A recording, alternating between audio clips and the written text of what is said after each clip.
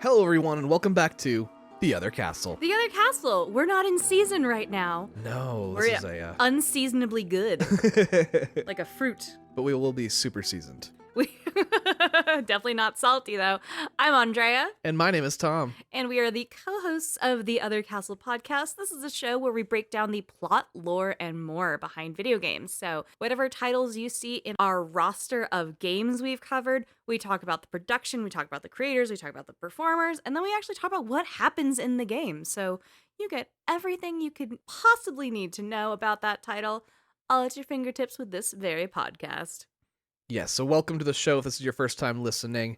And for longtime listeners, this might look like a familiar episode. Because we did it before. However, much like the game itself, we're remaking it. From the ground up, baby. This is our PS5 episode of The Last of Us Part 1. We did cover this, God, how many years ago? Ages ago. I think it was a Season 2 game. I think it was prior to the release of The Last of Us Part 2. Correct. So that dates it immediately.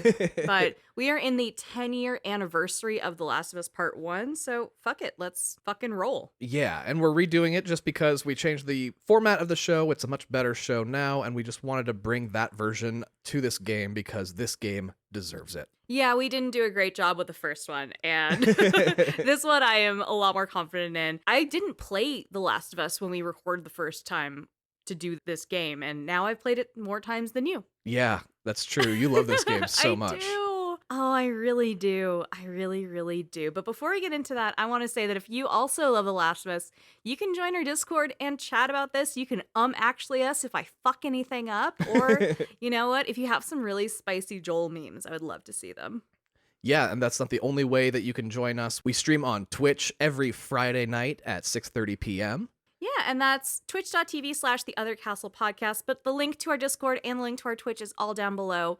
We're also saying that to say, you know, this is not a usual episode for us. We usually do seasons because these games take forever to do. We have season 7 coming up, but in the interim, we wanted to keep you guys, you have something to hang on to while we work on finishing out the games for season 7. So this is our little band-aid to help you out. The other way you can keep listening to us is if you join our Patreon as well, because we do drop monthly episodes over there. We did cover the Last of Us Left Behind DLC on there, so if you're like, hey, there's more to this game than just what you're covering, I know, babe, I did it. I also talked about the American Dreams comics on that, so there is all sorts of stuff there. We covered Tetris, that was really fun. That was super fun. Lots of fun stuff, yeah. So those are other ways you can get into it, but if you're here just for Last of Us, babe, I got you. Excellent, because yeah, this game, and now we also have the TV series to go off of as well. Yeah. And it is such a fun game. I mean, the gameplay for me has not always been my favorite aspect, but the story behind it is so beautiful. It's incredibly well written. Absolutely. You know, before I get into this, I do want to say this might be a spicy take, whatever. I do like the sequel better. Yeah, I agree. And that's not to disparage this title. This is very fun. I'm almost done, actually. I just picked it up while I was working on this episode. I was like, I just gotta see what the PS5 one has to offer, because we played the 2014 remaster, which came out a year after its original release, and now the remake that just came out and kind of had an accompanying PC release. The PS5 is really pretty, but oh, damn if Last of Us Part 2 isn't a little prettier. Yeah, still. Yeah, and maybe it's just because they have so many aquarium pieces and I love water shit, but this did make me want to play 2 more, but that's all aside the point. The Last of Us Part 1, or just The Last of Us as it was originally launched because they didn't know this would be a franchise, right, was released on June 14th, 2013, a decade ago. Already a decade? Does that make you feel old as fuck? So quickly. On PS3. And the world has collectively lost its shit over the story ever since. It's true. I mean, just from every aspect of it down to its controversial ending. Right. And controversial beginning of 2 and every piece of controversy since then. Now, we know the game has since been released across PS4 and PS5 as well, and PC, but I say that with an asterisk because there were some issues with the PC port upon launch, but that's not what we're covering. We're not going to focus on the negatives. And The Last of Us has since been rebranded as The Last of Us Part 1 to account for the 2020 sequel, which is just aptly titled The Last of Us Part 2. That makes sense to kind of retcon the name in that way, though. Yeah, and it made sense as they re-released it, so they're like, okay, here's here's what this shit is now. It's kind of the final version, too. It does feel like they're just kind of sprucing it up and being like, that's it, put the bow on it, we're done now. Yeah, I don't think they should even touch it again. Right, like, unless they need to update some ports or, like, throw it on PS6 in a couple of years, I think we're fine. I think so, too. The story of The Last of Us starts in 2009, right after the launch of the second Uncharted game, which is Uncharted Among Thieves. Right after his second writing credit on a game, Neil Druckmann, who is the ND in Naughty Dog, right? Like, let's talk about that symmetry right there, started working on a new franchise. With no Neil Druckmann, we have no Last of Us. He is the living heart of The Last of Us. If you've followed anything about The Last of Us aside from the very surface level marketing, you've seen Neil. Yeah. We would barely have Uncharted without Neil Druckmann, frankly. He is a genius, and Sony owes him the entire fucking world. He just cares about story and character so much. He does. He absolutely does. And he pushed them to really focus on that, and I think that's what's made all the difference. I agree, yeah. Neil is currently, and rightfully so, the co-president of Naughty Dog, and he did earn his way up there. He is not just a privileged boy who walked in. He, to your point, has worked and pushed everyone so hard to create great art.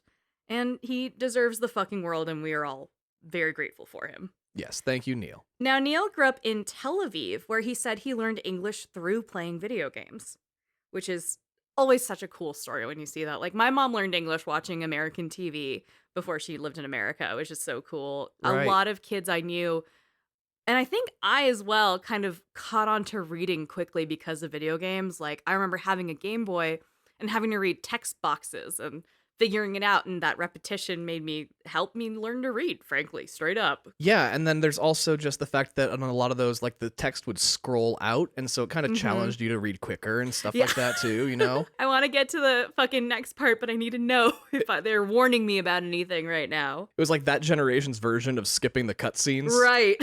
Just skipping the text box. Right. The Druckmann family moved from Tel Aviv to Miami in the late 80s when Neil was like middle school aged.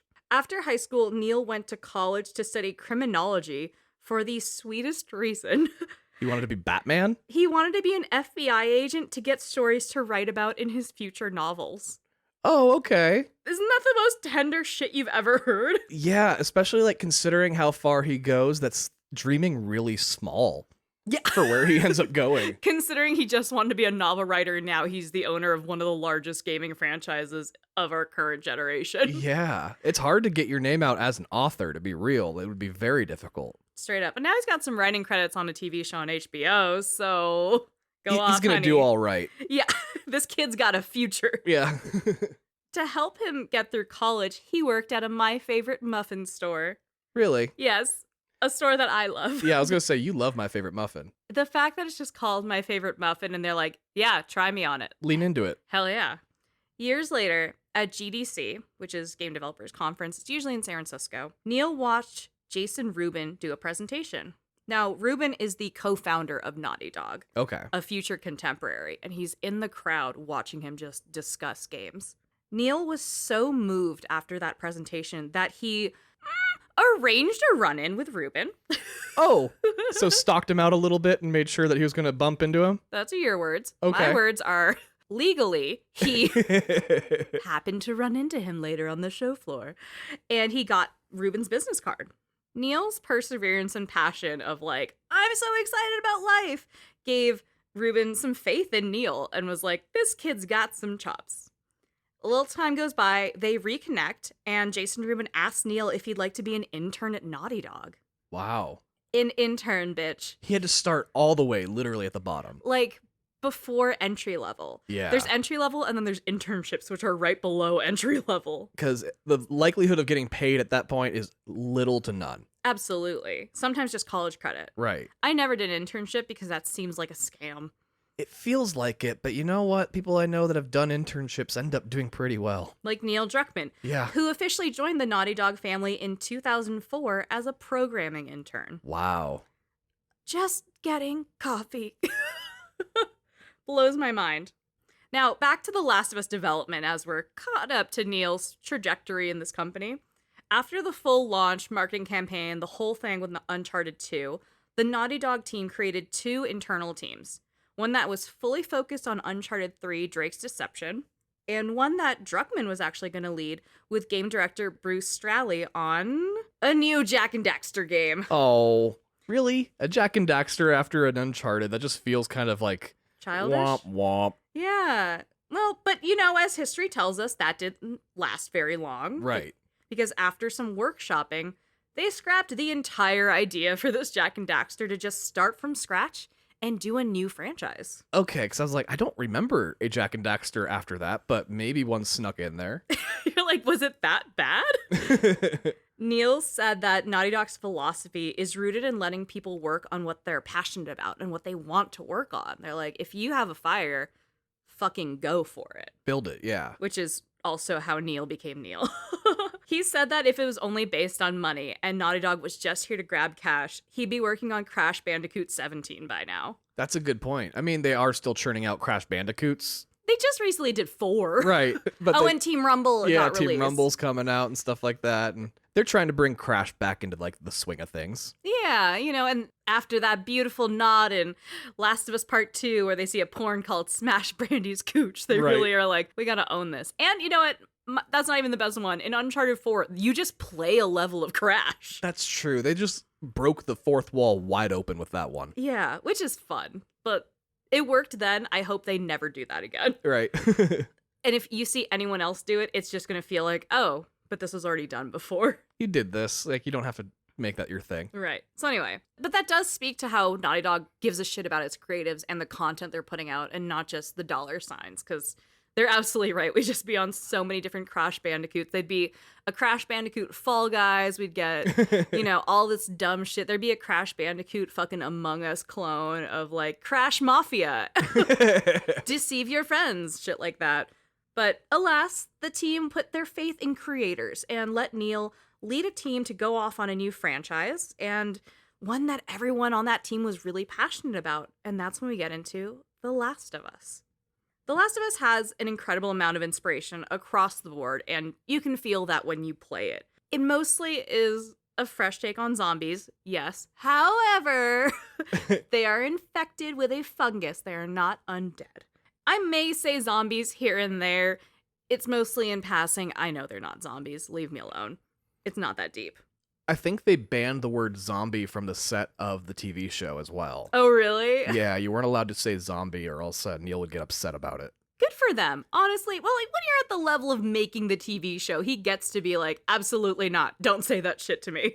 It just still feels like one of those things where we ignore the world of zombie literature. We ignore the world of zombie, like everything when we are actually in a zombie world. And it feels weird to not at least acknowledge it. There is no Frankenstein in this universe, and yeah, everything from there entirely.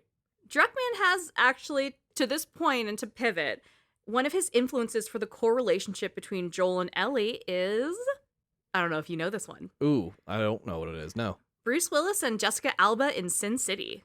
Really? That's the dynamic he was going for. Right, and for those who don't know, first of all, watch Sin City. It is an iconic, like, borderline campy noir movie. It's an ensemble piece. It's very fun. The sequel's kind of ass, but damn if this didn't break some barriers in, 2005, 2006 when it came out? Yeah, the original Sin City is just a marvel, like, visually. Fully.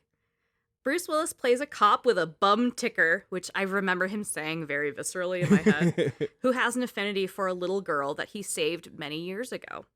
The cop is John Hartigan, the girl is Nancy Callahan, and before you go there, yes, there was a conscious effort to make it not as horny as Sin City. Right. Because it's called Sin City, that version's very horny. Yeah. But Naughty Dog was like, let's take the sex part out of this and create this relationship based on trust and caring for and, a surrogate father and a girl who needs help but has grown up in a rough world. All this wonderful stuff. But if you do see any illusions there, well, that's where it's from. Okay, that makes a lot of sense. I get that. Joel is named after Joel Cohen, one of the Cohen brothers. Who's your favorite Cohen? Because mine is Sandy. Sandy Cohen Yes. from the OC? Yes. That's my favorite. That's a fair Cohen to love. So with that core relationship set with a backdrop inspired by Night of the Living Dead, Neil set out to write something a lot darker and more grounded than Uncharted. Funny enough, the hardest mode in The Last of Us is called Grounded, so that's actually a better joke than you're all giving me credit for. No, that's good. Thank you. As Druckmann worked on the script, he also realized he'd have to work really closely with the performers at this game's heart to, like, really make sure that that relationship sells. Because, you know, it's one thing to see a performance on a stage. It's another thing to see a performance in a movie. To see a performance hidden by levels of video game art and CGI, that's a performance you really gotta not only sell to the cheap seats, but have a lot of tight nuances to create that humanity. He was like, holy shit, we gotta tell a lot of story with a lot of really good acting. Well, that makes sense because you know you're going to be from the perspective of one of those characters at the very minimum. Mm-hmm. And so if you're going to be playing as them, you need to really, really feel for them. Absolutely. So those performances have to be so much better than you would even actually see in a movie because you have to sell it because you have to believe that you would be doing that. Right. Yeah. There's even that level of being intimate of that's me. That's how I feel right now. Oh, it's beautiful. Especially if you're going to try to sell that character on doing something that the player might not agree with. Right. Which is perhaps a little trickier in The Last of Us Part 2, where the Yeah. protagonists you play as fight each other constantly. Yeah. Now, going through Neil's process of writing and developing the story and these emotional beats, he kind of came to realize he should direct this. It wasn't always the original plan. There was a different director that has shot some scenes that did make it into the final game, but as the project came together, it was clear he had the vision and the best understanding for this role and for what needs to be told within the story for it to be effective. Yeah, it's almost like how J.K. Rowling has always said, like, the world of Harry Potter has always been full and complete to her, and she just kind of is transcribing it for everybody. Mm. In that sense, Neil Druckmann really just fully understood the world, and he's like, I can't seem to get this out of somebody else. I think I need to be the one, like, driving the ship on this. Yeah. When Neil was officially crowned as the director of The Last of Us, or promoted, but we're going to say crowned because that's funnier. Right. The performer for Joel, Troy Baker, was the one to actually present him with his on-set director's chair. Oh, I thought you were going to say crown. He was crowned. Yeah, literally kneeled down. Kneel down. Yes. Neil did work with Bruce Straley, who's a longtime Naughty Dog director as well, but we all know where the heartblood of the game is. Right. Now, speaking of performers like Troy Baker, how can we not talk about the performers like Troy Baker? Right. Neil actually took some acting classes within his process of developing the story so he could better connect with the performers and talk to them within that actor language and connect with them on how they could best give these performances because it was so important to him, which I love. That's a really smart move on his part to do because you don't see a lot of directors that really can understand an actor. Yeah. And they kind of other themselves from them, you know? But the ones that can really get down into it, that's why you see some directors come from acting as well. You know, Ben Affleck won a fucking directing Oscar. Right. You know, he's got a writing and directing Oscar. None of them for acting. No, but that's what you know him from is those Dunkin' Donut commercials and Right. But shit like that. He also pulls really great performances out of others because he can speak the same language as them. I agree. I think that's very fair. And, you know, one of the most popular directors, Ron Howard, was a child actor. Right. Who's only known this world and has lived and worked with so many fucking actors. He knows exactly how to connect with them and drive a great performance. Clint Eastwood, that's another one that came out of acting. Yeah, a lot of wonderful, wonderful directors come out of acting, and it's because they give a shit about what the actors are trying to do. I think Don't Worry, Darling is better directed than Olivia's acting performance. I think Olivia Wilde did a better job as a director than she did as a performer in that. Yeah. Straight up. But that's neither here nor there. Those who can't do, teach, so... Something like that? Yeah. Joel Miller, the protagonist, is portrayed by Pedro Pascal. But in this version, we're talking about Troy Baker. Right.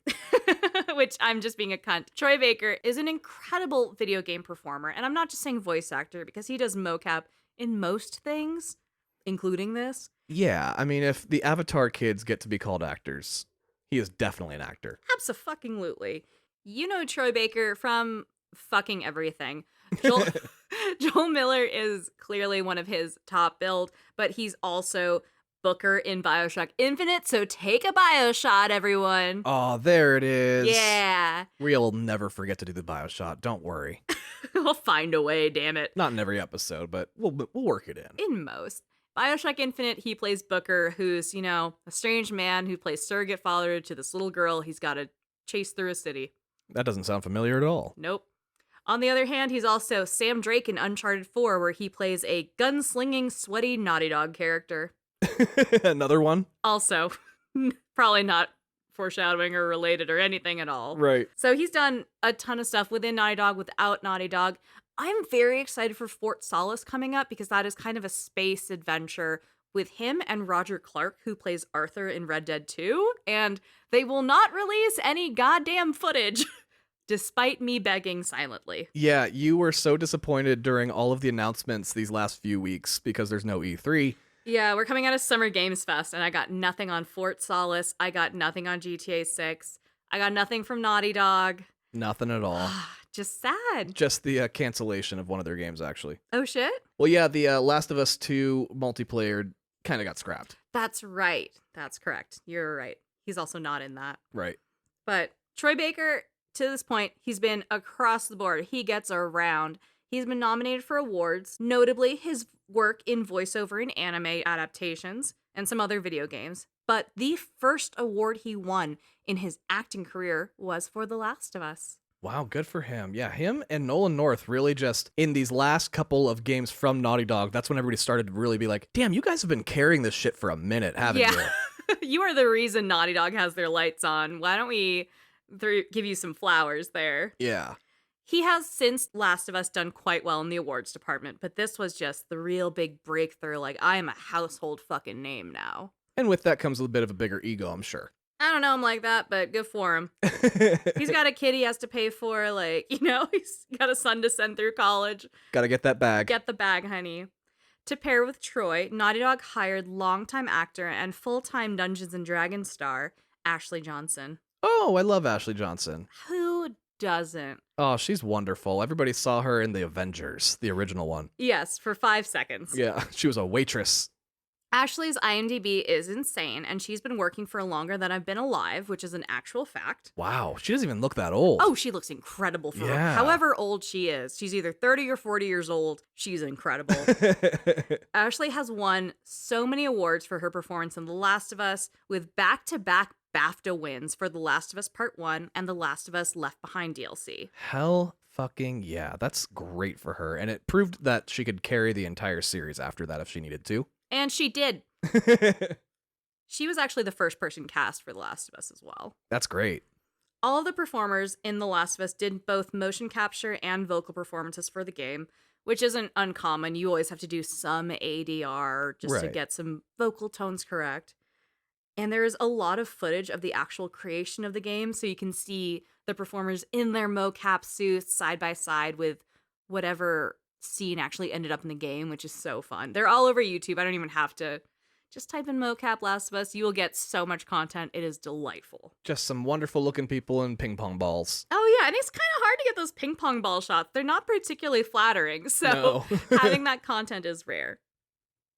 All this hard work paid off. All those long nights in ping pong ball suits all paid out because the first week this game came out, it sold over 1.3 million copies. God damn, that is so great. Especially for a new franchise. Right? Yes, Grand Theft Auto 5 did $1 billion in 3 days. It's not even the 5th Grand Theft Auto game. It's there's so much build up to that. That absolutely incredible game, also one of my favorites of all time, deserved that $1 billion. But this is a brand new franchise. No one knew. Yeah, they just had the trust of Naughty Dog on its shoulders, and that's really it. That's it. Within the first 5 years of this game, it moved 17 million units, and that was only with PS3 and PS4. That's incredible. I know we waited until it came to PS4. Right, because they released it in 2013, and then in 2014 there was a remastered, so we were like, oh, yeah, I'm not going to play the less good version of this. Yeah, because it came out right at the end of the PS3's life cycle, really. Yeah, which it happens. Yeah. The game has since sold millions and millions and millions more copies across each upgraded console generation, and which typically gets a remaster with each upgrade. Recently, the rebuild of the game that I've just played had the team literally rebuilding The Last of Us Part 1 completely from the ground up, rather than a remaster where you go in and you tweak things and upgrade them. Right. That is so much labor to go into, the fact that they have not made Last of Us 3, they're like, no, we're just going to completely redo the first one. We're just going to keep chugging on this one, baby. But the hard work is paying off because it's bringing this game to more and more generations, and it's moving even more copies today, 10 years after its initial launch. And that's really been Neil Druckmann's goal from day one, was to try to get this story into as many hands as humanly possible, and that's also what led to the TV series. Right. Now, I'm glad you brought that up. The HBO series launched in early 2023 to immediate fanfare. People were obsessed. People loved it. Outside of the gaming community, people loved it. It became a crossover fan fanatic hit. Yeah. Which is awesome. It is basically heralded as the first quote-unquote good adaptation of a video game franchise. Sorry, Mortal Kombat. Mortal Kombat was good. I think the first Sonic movie was pretty decent as well. Those were fun, but they're not great. True. This is great. This is a very big upgrade to it, and what I think is really important was that it was so close to the game. However, it left so many things for fans of the game to discover for themselves as well. Oh, absolutely. And just the brilliant casting of Pedro Pascal, America's daddy, as a daddy figure. Yeah, that's true too. It's so good. And it's just, as many copies or units as Troy Baker moves, he'll never reach the level of daddy as Pedro Pascal. And Troy is an actual father. And I am admittedly a Pedro Pascal fan bitch. Like, I'm here for it. I watch those stupid videos on TikTok of him just dancing.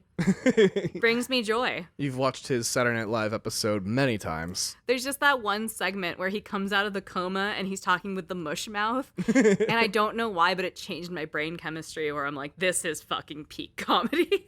Him speaking with a slightly funny accent.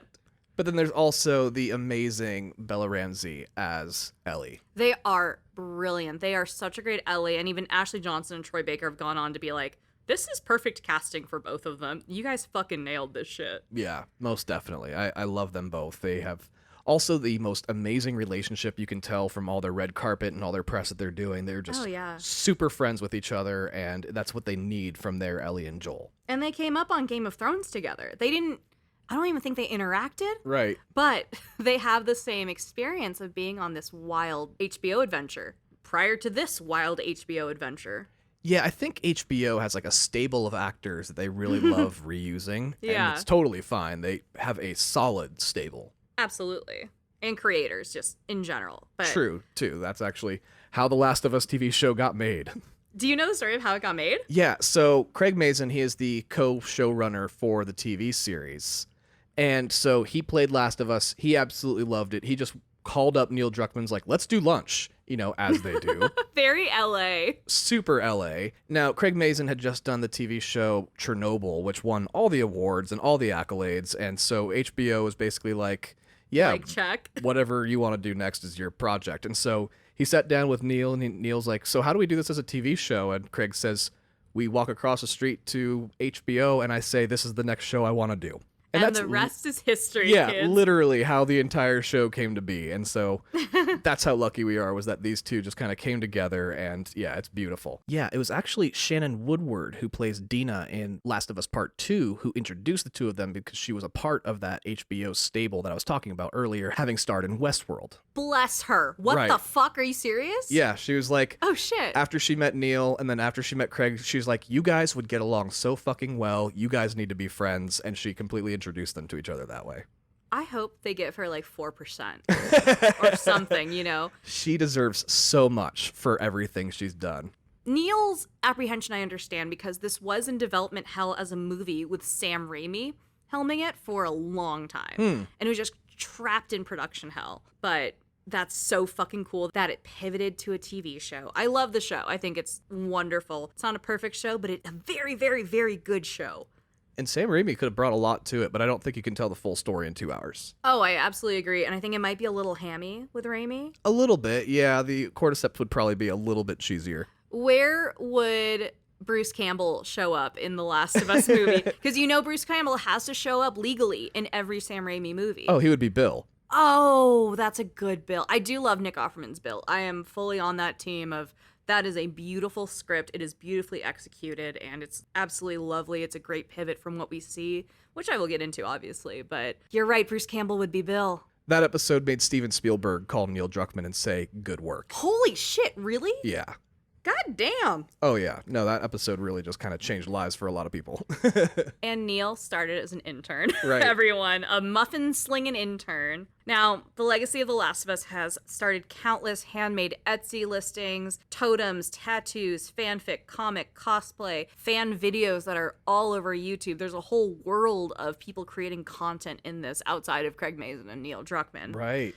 We've covered The Last of Us Left Behind DLC on our Patreon. We've covered the sequel a couple seasons ago on our main show. And to follow suit with Naughty Dog, we're going to rebuild our episode on The Last of Us Part 1 from the ground up. This is The Last of Us Part 1. The game starts on Outbreak Day, which is September 26th, 2013. In the HBO series, Outbreak Day is September 26, 2003. I'll throw that out there before anyone tries to catch me on it. Yeah, they unnecessarily did that, I think. I feel like they just wanted to make it this year for the future part, but like... Yeah. Oh, they didn't want to confuse anyone. They're like, we need to get people to buy into a fungus. So let's not fuck them up with dates, you know? Totally. The game opens with a Naughty Dog game title card, and we see Sarah Miller asleep on a couch. She's this small, blonde, 12-year-old girl in her jammy jams who's played by Hannah Hayes, who was only 11 years old when she booked and did this job. Wow. And she fucking kills it. Well, she has to carry the entire prologue. Yeah. It's late at night, and Joel Miller comes in the house while he's on the phone telling someone named Tommy that he can't lose this job. This wakes Sarah up as Joel kind of flops down on the couch next to her. He asks why she's still up, and she says, "It's still today." And she hands him a small box and says it's for your birthday. Oh. Today, September 26, 2013, is Joel's birthday. Happy birthday, Joel. Joel's a Libra. It's debatable how old he is, but lore in the game is that he's turning 29. I had always felt that it was 29. Really? You had that gut feeling? Yeah, he looks 29. In the show, it says that he's turning 36. Oh, damn, really? To make him more of a mature dad, because if you do the math, Joel had Sarah at 17 in the game, making him a bit of a fuckboy. You know, there's not a lot of love for the teen dads out there, but if you guys love teen dads, you're gonna love The Last of Us. Right. Or something. I don't know. Joel opens the box to find a watch. Sarah asks if he likes it. Joel puts it on and is like, "Hey, it's broken." But he's just giving her a hard time. He asks how she could afford it, and she says, "Drugs. I sell hardcore drugs." They're from Texas. I wasn't being rude. Right. It just feels like a bit of an older joke for Sarah to say, to be real. For a 12-year-old, yeah. She's got a single dad. She's a latchkey kid. She's in downtown Austin. You know, she's not, like, sheltered. She does have a dumbass for an uncle. We'll meet him later. I forgot how much we rag on Tommy in the second game. Sarah falls back asleep on the couch, and Joel scoops her up and walks her upstairs to her bedroom. I didn't catch this line, and I don't know if it's in the final cut, but in one take of the shot, Joel scoops up Sarah to put her back to bed, and Troy Baker called her baby girl. This was an improv line, and Neil Druckmann stopped to ask Troy, "Hey, wait, what did you just call her?" Troy said, "I'm just riffing, I called her baby girl." Neil said, "That's it. That's what you call her now."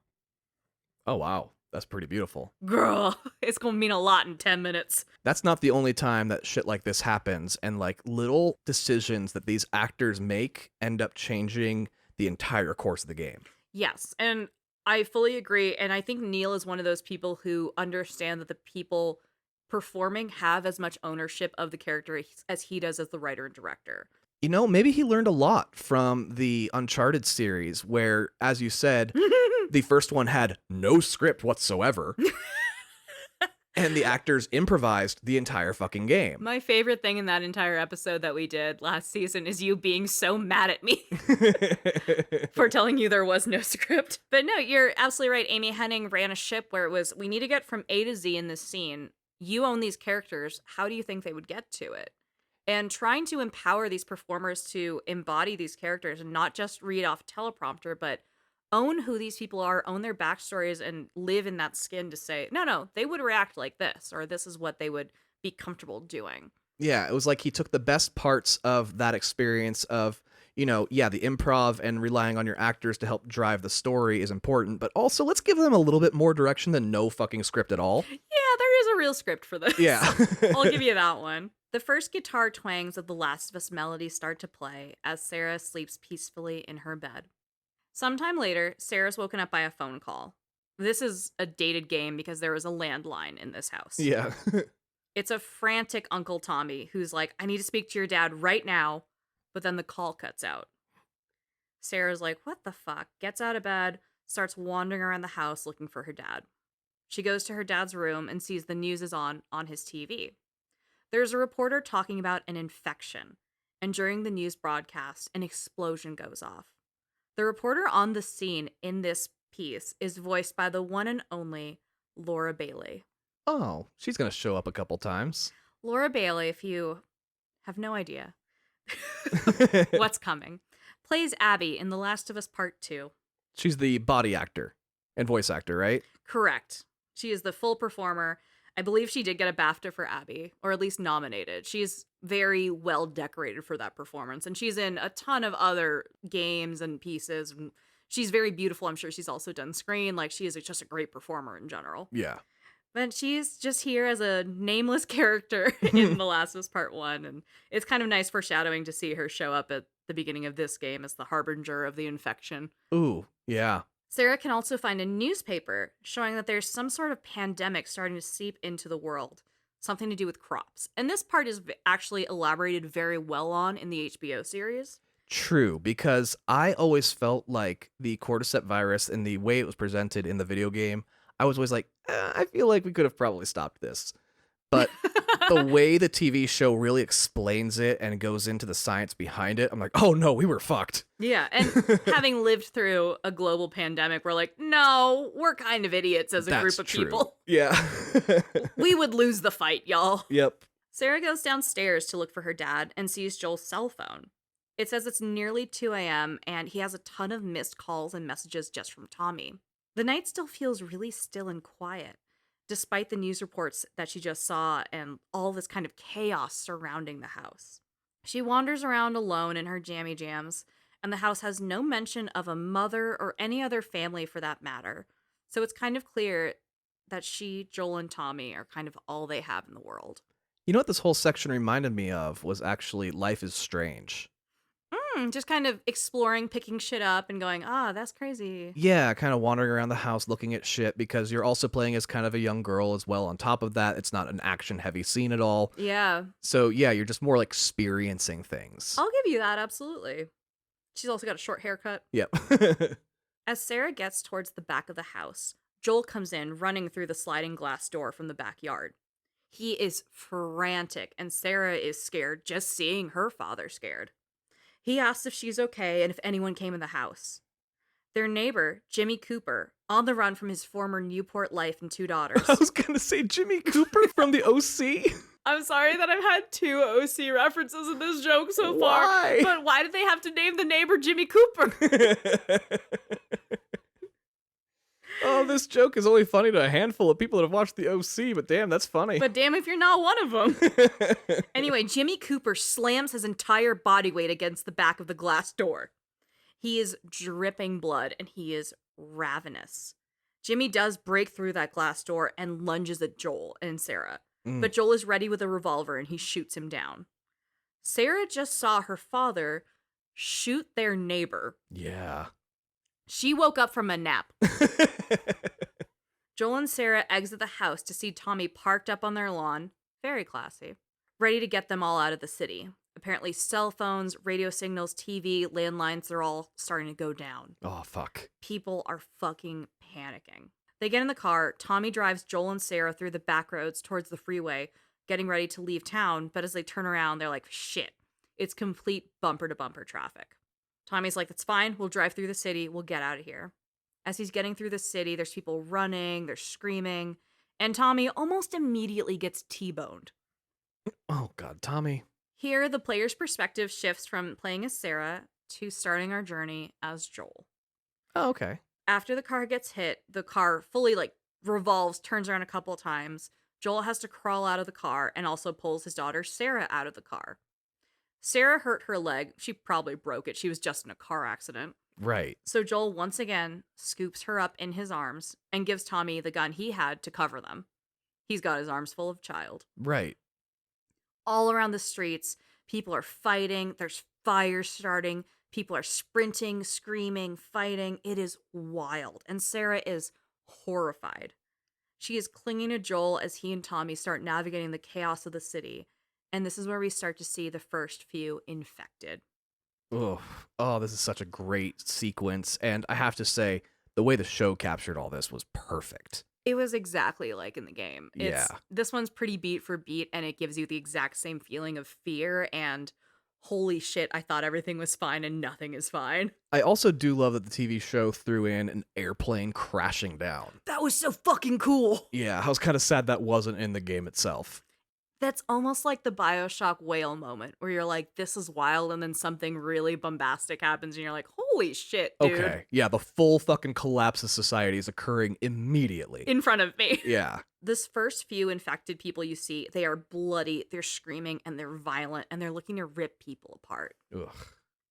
We see them chase people and tackle them in the streets. Joel and Tommy are able to get through some of the crowds, but when they come up on a bunch of infected, Tommy says he'll hang back and clear them out so Joel and Sarah can get farther away. Tommy tells Joel to head down to the highway and he'll catch up later. So Joel runs down through the outskirts of town, and as he does, 2 infected come pouring out of a tipped-over ambulance and chase Joel while he's carrying Sarah down towards this highway. As the infected come up on Joel, shots ring out, and the infected are down. Oh. Joel winces as these shots are fired, but looks up and sees a fully kitted-out soldier holding a gun in front of him. Joel begs for help, saying his daughter's leg is broken, and they're not infected. They just need help. The soldier walkies in that he found 2 civilians. We can't hear what's on the other end of the line, but we do hear the soldier say, "Sir, there's a little girl." Sarah is scared and confused, but Joel already knows what's coming after hearing that. Yeah, fucking hell, we all do. This is terrible. Joel tries to reason with him, saying, "Look, man, we've been through hell." But that gun is already raised. Joel turns over his shoulder as the shots are fired, and he and Sarah go tumbling down this part of a hill. The soldier runs up to Joel, aiming for his face to finish the job, when Tommy finally catches up and shoots the soldier through the neck. Oh, fuck yeah. Tommy is useful finally. This is the first time we see Tommy. Yeah. And he is a badass in this beat. Aside from getting the car wrecked. I was going to say, he flipped the car. Yeah, okay, so we're 1 for 1 on Tommy. We're neutral on Tommy Miller right now. Tommy looks just past where the soldier fell, and he says, "Oh no." Joel turns and sees Sarah bleeding out. Ugh. He scoops her up in his arms one last time. He holds her. He tries to stop the bleeding. He tells her she'll be okay. He calls her baby, and soon the light in her eyes is gone, and she dies in his arms. It's fucking tragic. You can see the light fucking go out. This is the first, 15 minutes of the fucking game. And we're watching a 9-year-old die in our arms. Beautiful opening. Beautiful. They actually filmed a version of this, originally, but Neil saw it, came back, and he's like, I need Troy and Hannah to come back and refilm it with different energy. Now, the first take, Joel immediately goes into mourning and is like, "No, my daughter, everything sucks, I am broken." But Neil is like, I need you to come back and do a take where Joel tries to fix it and tries to reason and is living inside this moment and hasn't jumped to her being dead. Oof. He doesn't realize she's gone yet. And that's the take they use.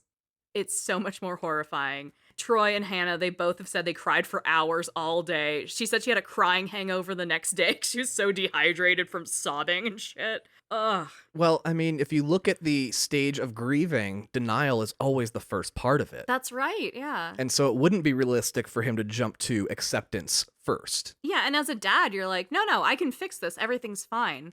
Yeah. You're not taking this away from me. As a dad, that is the through line of the entire series at this point.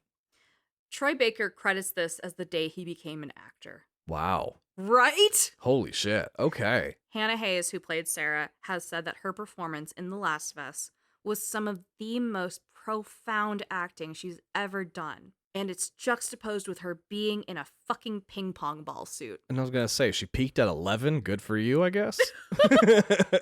Those checks still cash. That's true. Which- Yeah, she's getting some good residuals off that shit.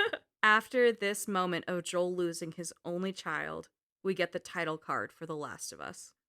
There's a montage of news reports on the infection spreading throughout the world rapidly, and we can see footage of a fungus spreading. And that's actual practical footage of a fungus that they captured under a microscope. Mm. And then we fast forward 20 years later to the summer of 2033. I can't tell you how shocked I was to see 20 years later. Oh, right? Because you're like, yeah, he's, he's almost 30. That makes sense for a video game protagonist. Entirely.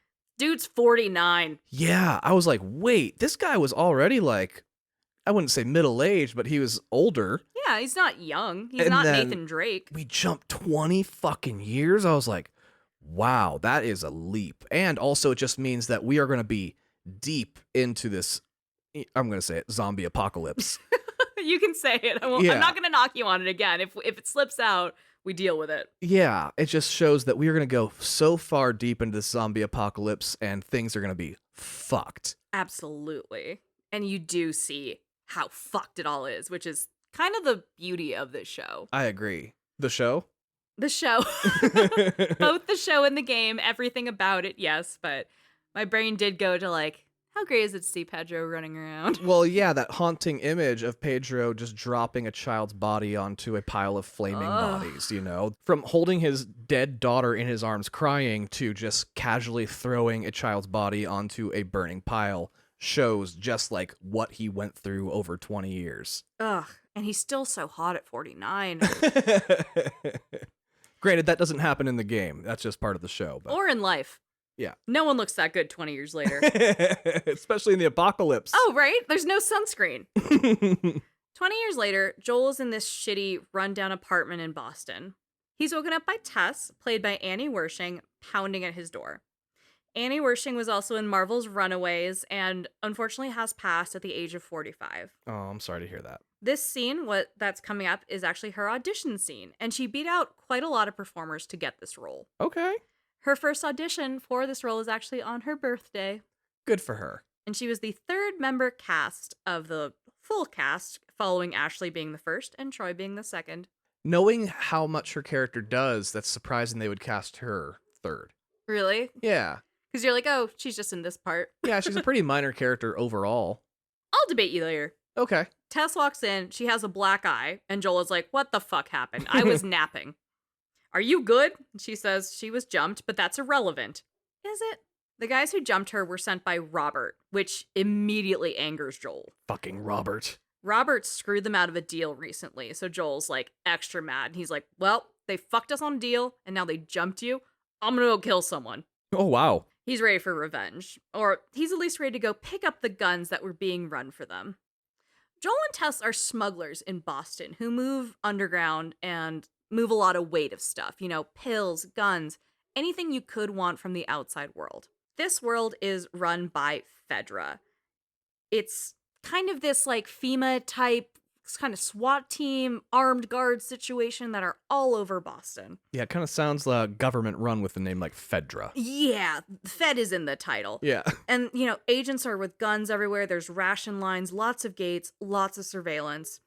They come out of Joel's apartment into this world where they're seeing all these guns and all this stuff. And they can walk by an NPC who is also voiced by Laura Bailey. Oh, really? Yeah, it's just so fun seeing like, oh, you're like the protagonist of the next title doing kind of a nothing thing in here. So like when you're looking at an actor's IMDb or something, and you see they wrote a video game as additional voices, that's literally what this is. Yeah, just NPCs filling out the world. I think Laura Bailey is a character who's like, I gotta get in line to get my rations for the day or some shit like that, Oh, that's funny. Also, a fun person that does additional voices for this game is Yuri Lowenthal. Oh, Yuri, he does Spider-Man. He is Spider-Man, bitch. Oh, I love Yuri Lowenthal. I'm so glad he got a credit on the most recent Spider-Verse movie because I really love his performance as Spider-Man. Yeah, he's a great, great Spider-Man. So Spider-Man and Abby are in this because that's how my brain works. Now, there's also a curfew that Fedra enforces, and there's signs all over reminding people to stay in line and get in your fucking house.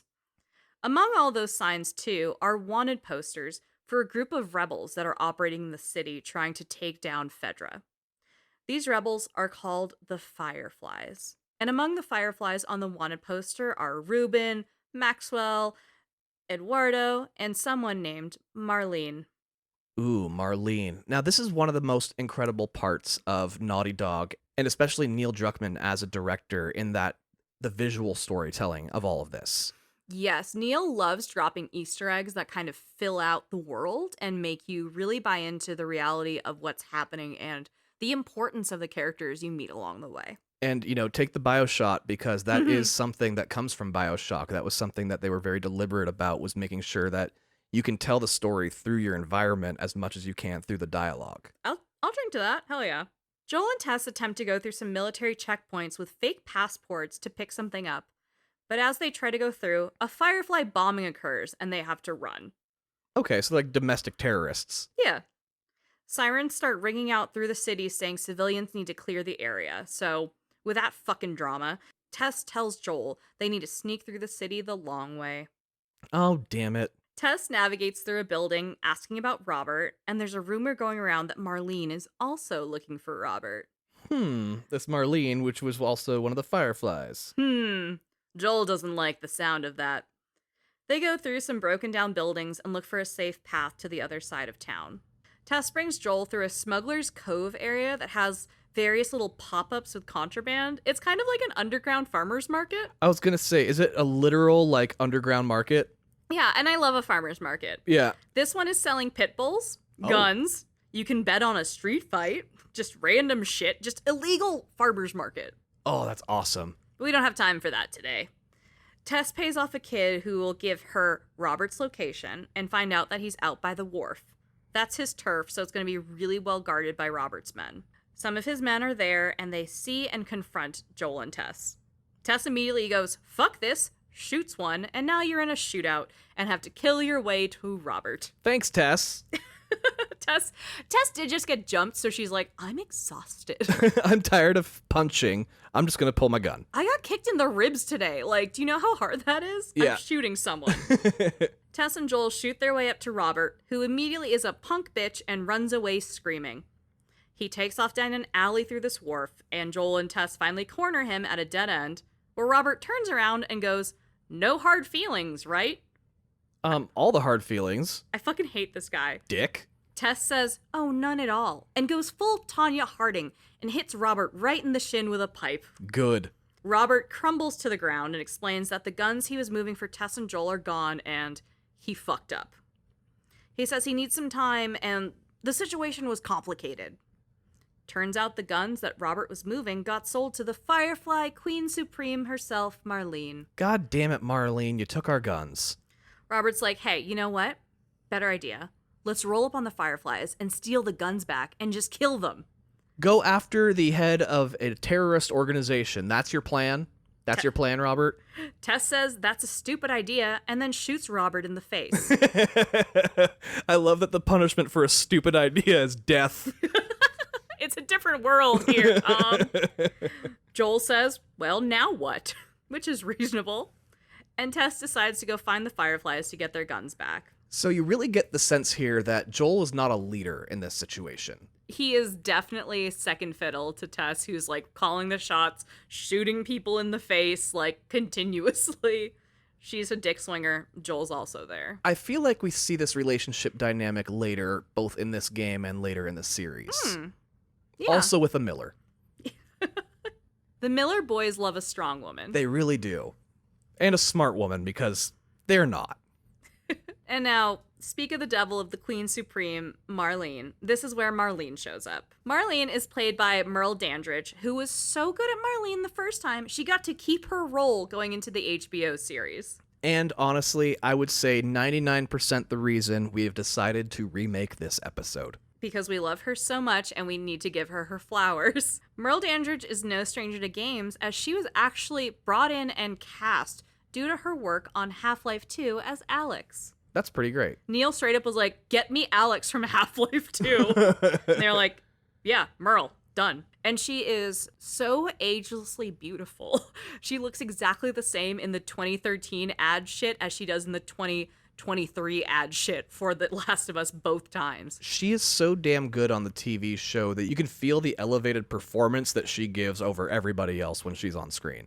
That's exactly what we said when we saw her first episode when we meet Ellie. We're like, she is on another level. Like, that is a masterclass, and you can kind of see the no-names around her being like, damn. I am learning something from somebody I've never heard of. Yeah.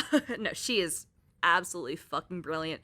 Marlene is currently bleeding from something very recent and asks for Robert, who Tess points to as he lays there dead on the ground. Tess says she wants her gun back. Marlene says she paid for them. But you know what? I'll make you a deal. If Tess and Joel smuggle something out of the city, she'll give the guns back and then some. The proposition is laid out, but then soldiers come up, seemingly attracted by, the gunfire and the commotion of all the murders. Yeah, that's fair. So now they all have to run. Joel, Tess, and Marlene navigate back to a safe spot to show Tess and Joel what they'll be smuggling out of the city. Marlene promises she's going to get their guns back and even double it if you just do this one favor for me. And all Joel and Tess have to do is just smuggle this bit of cargo out of the city and hand it off to another Firefly group. So literally just outside of the city walls.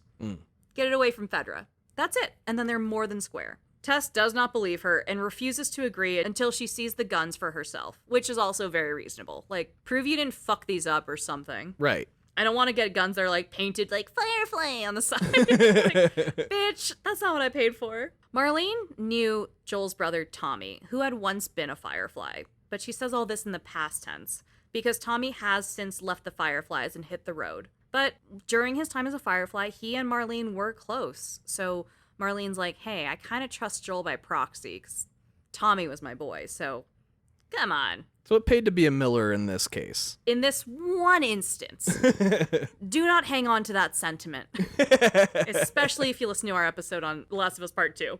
The three come up on a safe room, and Marlene, who again is bleeding out, begins to collapse as she opens the door, probably because she's losing a lot of blood. Right. She topples through the doorway with Joel right behind her, and as she does, a small voice rings out saying, "Get the fuck away from her!"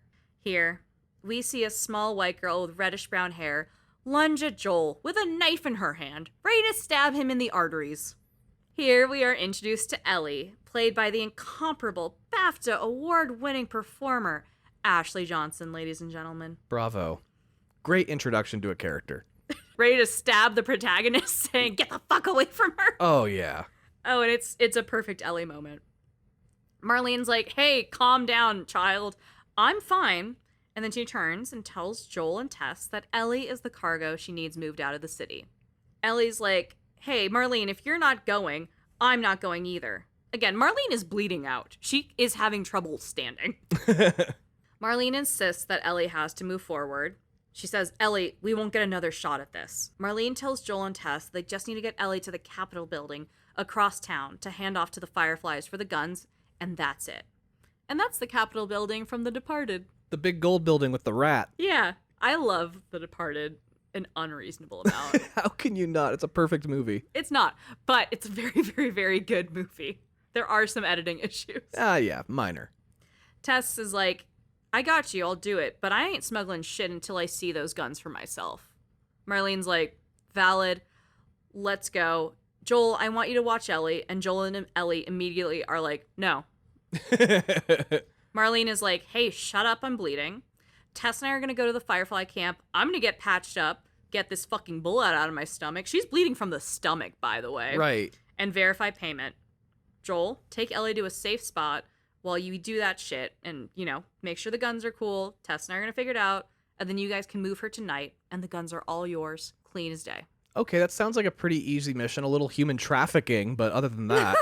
But it's, like, consensual? Begrudgingly, Joel starts leading Ellie through the city. Curfew has already dropped, so there's no one on the roads right now, but there are soldier trucks going by, monitoring for truancy. They get to an apartment building nearby, and Joel flops down on this couch. Ellie's like, "So what are you doing?" Joel says, "Killing time." She says what she's supposed to do. He says, he's sure she'll figure it out. Joel starts to drift off into sleep, and Ellie says, "Your watch is broken," and she walks away. we see that Joel is still wearing the watch that his daughter gave him the night she died. Oh, and it probably broke that night too, huh? Yeah, I think they try to imply that it broke during when Joel gets shot at by the soldier as Sarah dies. Yeah. Like, I think that is where they try to imply that's where the watch broke, which is also so fucked up. Like marking the time that his life ended. Ugh, and he just wears that every day. That's awful. It is. That evening, Joel wakes up in the middle of a rainy night. Ellie is staring at the window, and she says that he mumbles in his sleep. Tess comes back alone, saying the guns are all there. Let's do this. Let's fucking get our guns back. Yeah. Under the cloak of night, Joel, Tess, and Ellie start to navigate out of the apartment and through broken down buildings to smuggle Ellie outside of the heavily guarded city limits of Boston. And here we have our first generator, folks. Oh, there's always a goddamn generator. Now, I started to do this as a running thing while I was working on this episode, but it just got so tedious. There are 7 generators in this game. 7 generators. Oh my god. If it's not fishing, it's a fucking generator. And you're absolutely right. Every game has generators or fishing, and often both. So the generators, perhaps it's just between us, but I fucking hate generators in video games. I don't get it. They're not as abundant as I think video game creators think they are. I get why they're very valuable in this world, but what the fuck, man? I mean, they're in the Spider-Man games. They're in this game. Maybe it's a Sony mandate that there's just always a fucking generator. Sony has a lot of money invested in generator power. Ghost of Tsushima had a water wheel that's basically a damn generator. God damn it. It's a renewable generator. Right. Yeah. Fuck my life. As they travel through, Tess does try to poke Ellie to see why Ellie is so special. She's like, are you someone special's daughter? Ellie's vague and says something like that. Outside of the apartment building, the group make it out into the streets now. The city is guarded by so many federal officers with like watchtowers, there's soldiers everywhere. So Joel has to tiptoe through a storage unit, but he gets jumped by 2 soldiers. One of which is played by Laura Bailey. Really? Yeah. Man, she just keeps popping up. I think there's only one more that I'm going to mention, but there's a lot in this first act. The soldiers have all 3 on their knees with their hands over their head and immediately start scanning the backs of their necks for infection. They scan Tess. Tess says, if you look the other way, I'll make this worth your while. They tell her to shut up. They get to Joel. He is quiet. He is calculated. He is waiting for an opportunity. They get to Ellie. Ellie panics and stabs the soldier in the knee. Hell yeah, Ellie. Like clockwork, as she does this, Joel and Tess jump into action and kill both soldiers. Oh, it's like the Marks family. They were just waiting for their opportunity. Yeah, entirely. Tess picks up the scanner and sees that Ellie showed up as infected. Oh, shit. Tess and Joel are immediately angry. They're like, Marlene fucking set us up. Ellie's infected. What is this shit? She's trying to get us killed. Gave us a ticking time bomb. Ellie protests, showing them the bite mark on her arm. She says, this is 3 weeks old. Joel says he's not buying it because in this world, you start turning within 24 hours. Yeah, it's a fast turn. They don't have time to fight right now, though, because more soldiers are on the way to investigate after hearing the gunshots and the screams. Joel leads Tess and Ellie through, again, this heavily guarded soldier terrain, which is now on high alert because of them. Right. Evading spotlights, guns, walking soldiers, and so many. Like, it's wild to get through. And here's the thing. Joel says he's not buying it, but if he truly didn't buy it, he would have shot her right then and there. Oh, right. But he's like, fuck it, let's go. At least a part of him saw that bite and was like, that did look old as shit. Yeah.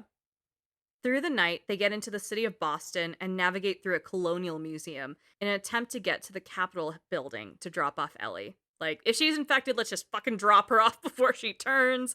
Deal with this later. Yeah, if they accomplish their mission, which is only to go across town, then they get what they want, and you know what? Maybe they can avoid this little girl turning on them, and somebody else can deal with her. And you know what? Maybe if she turns, we shoot her and deliver the body. Like, we'll figure it out. Right. They didn't say we had to deliver her alive. Yeah, Marlene was vague on that, and that's her fault. Yeah. Through the museum, they're jumped by clickers, and we see some infected, and we get into a serious scrap with them, but we make it out and onward. And this scene is so well done in the series, too. And you say clickers. Now, what is that in the sense of these zombies? Oh, that's a great... Thank you. So there are a few different kinds of infected that we're going to run into in this world. To classify really quick, a runner is someone who's recently been infected. They're the ones that are kind of that 24-hour period. That's where you start to become a runner. So it's basically still a human being. Yeah, they're definitely still a human. They're usually fully clothed. Within this world, Joel is able to sneak up on these and choke them out to kill him. And in the TV show, I think they did a good job of explaining where they're at in terms of their transition here. Yeah. And it's the fungus is flooding their brain with kind of a hallucinogen that is causing them to act out crazy. And like violently. Yeah. The next stage is a clicker. Now, there is a stage in between called a stalker that is more explored in 2. I did see them in the PS5 version, but they're very clear about them in 2. Yeah, it's kind of the infected in the first year of its transition from being that runner to a clicker. Right. They're still very fast, but they're not a full clicker. Now, a clicker is the more common kind of baddie in this world, and in 2 as well. A clicker has been infected for at least a year, and the infection has taken over the brain and begins to spread the fungus from the nervous system through the body. Because of this, there's a fungus that takes over the head and face, and it starts to bloom, I think is the best way to phrase this. Bloom in a disgusting manner. Yeah. Clickers are like orange toned, kind of full of fungus. Their clothes are literally starting to fall off their body, and they are completely blind as the infection begins in the brain and kind of starts to bloom outwards. So it does take over their vision and they can't see. But they kind of have a rudimentary echolocation system where they scream and can kind of chase things from there. Yeah, and like people today can do this. Like real blind people have learned how to do this as well. That's so fucking cool. They kind of do like a little tongue click sound and it shoots out a vibration and they can feel it come back at them. I can barely do anything. Like that is so incredible that people can teach themselves how to read situations like that. That's beautiful. But yeah, bats and dolphins, they kind of operate the same way. Right. Now, these, because they're so much more advanced in their world of infection, they can't be choked out or grappled. You have to like shiv at them or shoot them or set them on fire. I prefer fire. Which also, let's talk about shivving for just a moment because like we've already established Ellie has a damn pocket knife. Yeah, she has a little switchblade that she has on her. But Texas ass Joel, how the hell does he not carry a knife on him? Girl, I have no fucking idea. I think I cried about this in the Last of Us 2 episode as well. It still makes me angry. I carry a knife. I have a knife on me everywhere. It's always in my purse. You got it from me for Christmas. It's my favorite knife. I have a knife everywhere I go. A lot of people I know have a knife everywhere they go. I think I've gotten all of my girlfriend's knives for Christmas one year. But Joel has to fucking like craft his out of broken scissors and empty bottles and shit. Yeah. It's insane to me that he doesn't own a knife. And he's been in this world for 20 years. He should have a knife. He should have a fucking knife. They just roll up onto like, what is a Dick's Sporting Goods or a Bass Pro Shop, break in, grab a pocket knife, walk away. That's all you need. What the fuck? One of the few mechanics that makes zero sense about Joel and his world. But yeah. Also, Joel's a little dumb. This is my only note, is that Joel should have had a pocket knife on him from day one and been like sharpening it with rocks and shit when they're in the woods. Yeah. Like, that makes sense to me canonically, but... And at the very least, have him start with one and then take it away. Yeah, come on. So that's kind of everyone up to a clicker. There's a couple more stages as we encounter them. There's one more stage that we will see in this game. They added 2 more in stages of infection in Last of Us Part 2, but we'll get to the big boy as we get there. I don't want to jump the gun. Right. There was one day on set where Ashley and Troy had to be clickers just for kind of funsies and to get into it. That's fun. But for the most part, the clickers were these really athletic mocap performers who could do theatrical, creepy, infected movements. That's really cool. Like, that's one of the things that we get in the TV show is we get a child clicker at one point. Oh, it's so fucking cool. And they said that they saw like 12 audition videos, and the one that they chose was the one that moved the creepiest. They were like, the way this girl moves is just so terrifying. We had to cast her. That's probably not gonna fuck her up later in life. Right. She's like at a dance, and they're like, you dance weird. And she's like, not again. And yeah, if you've seen the little kid in the Last of Us TV show clicker, it is absolutely terrifying and one of the greatest moments on the show. That's just a fucking excellent performance. Yeah.